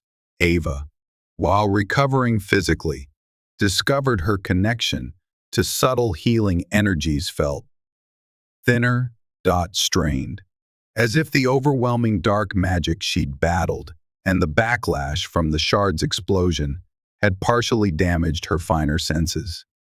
These lingering costs, these invisible wounds, served as constant reminders of the battle fought and the price paid, adding a layer of bittersweetness to their survival. The stars overhead seemed colder, watching, holding secrets yet to be revealed. The true dawn felt distant, the path ahead still shrouded in lingering shadows. With the immediate crises contained and the harsh winter slowly beginning to loosen its grip on the Blackwood Mountains, the fragile alliance between Stoneclaw and Silvercrest transitioned into a phase of cautious, deliberate consolidation. Ratifying the alliance formally required more than just alpha decrees. It necessitated building genuine trust and integration at multiple levels, a task complicated by generations of ingrained suspicion and the fresh trauma of betrayal. Lucas, understanding this, proposed joint training exercises, a radical idea that initially met with resistance from some older Stoneclaw warriors still wary of Silvercrest's softer reputation and recent proximity to treachery. Train with them. Alpha, Elder Goric, a grizzled traditionalist, grumbled in council. Their tactics are different, relying on subtlety, less on brute strength. Their tactics saved us in the Fen Goric, Dmitri interjected firmly, his voice carrying the weight of experience and his unwavering loyalty to Ava for saving his life.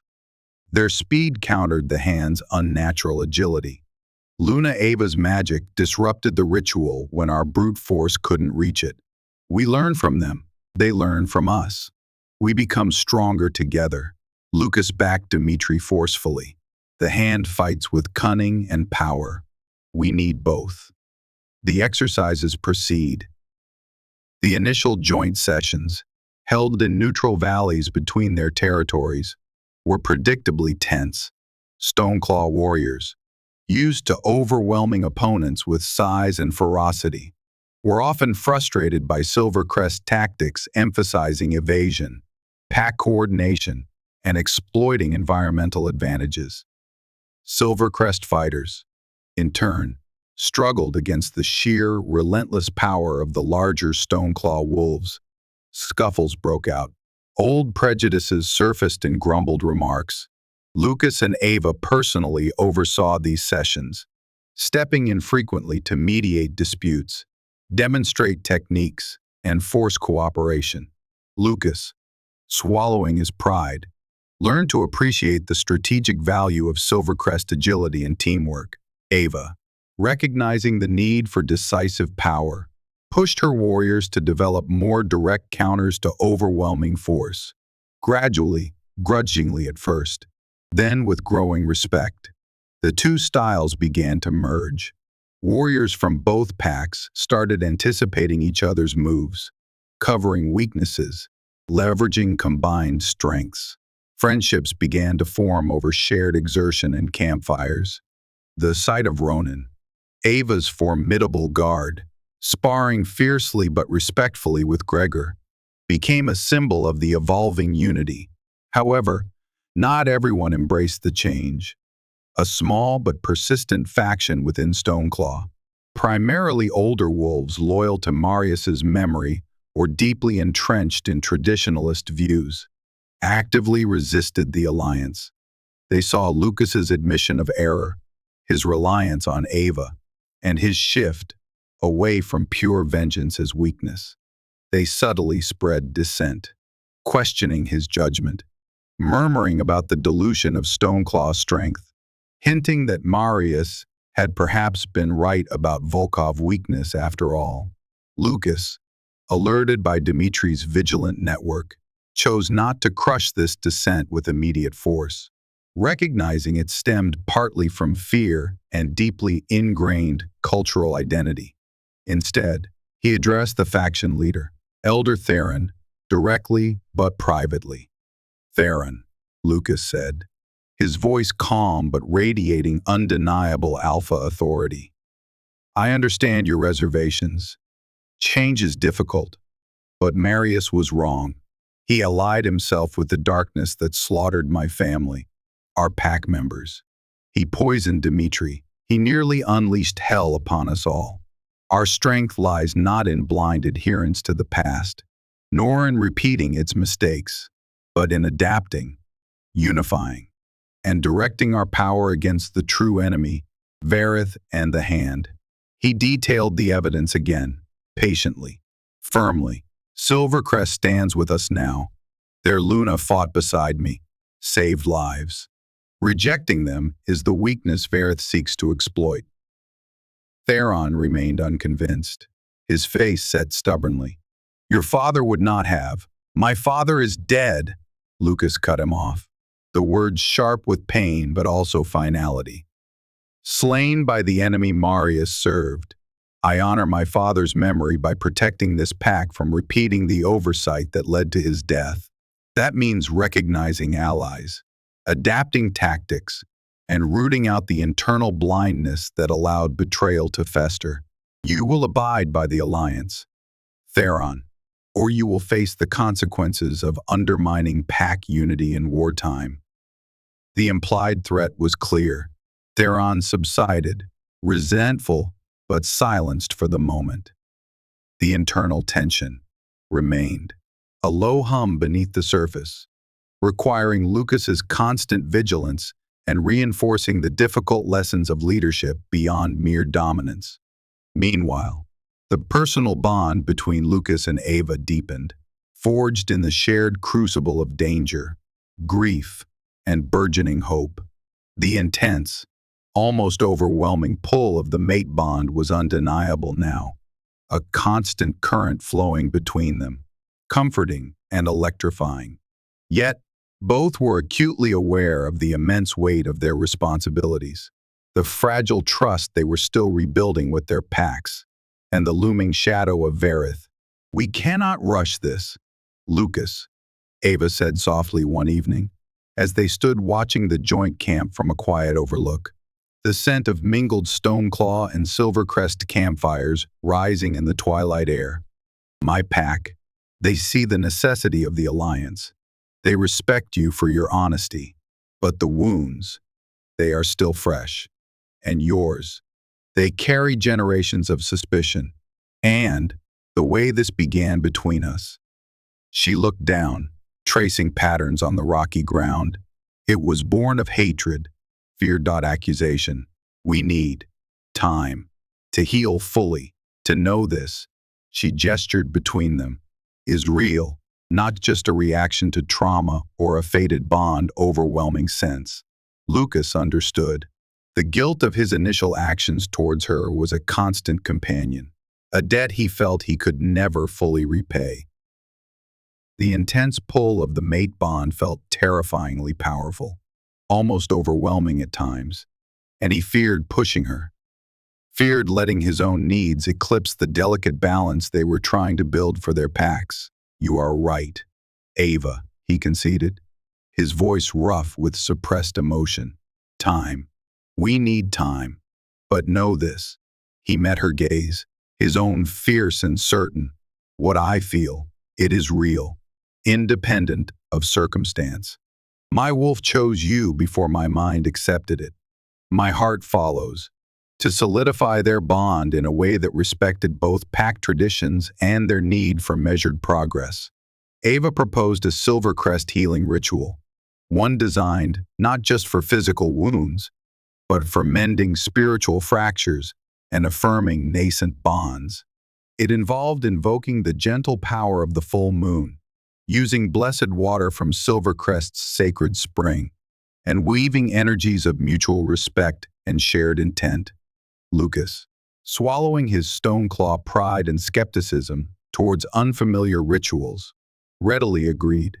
Under the light of the next full moon, in a secluded, snow-dusted clearing sacred to Stoneclaw, yet cleansed and prepared with Silvercrest blessings, Ava led Lucas through the quiet, powerful ritual. Her voice, soft yet resonant, wove ancient Laurent chants, that calmed the restless shadows clinging to his mind. The blessed water felt cool and purifying against his skin as they stood facing each other, hands clasped, focusing their shared energy under the moon's bright gaze. Lucas felt a profound sense of peace settle over him, deeper than any he had known since childhood. The frantic urgency of the mate bond softened, deepening into a steady, warm conviction.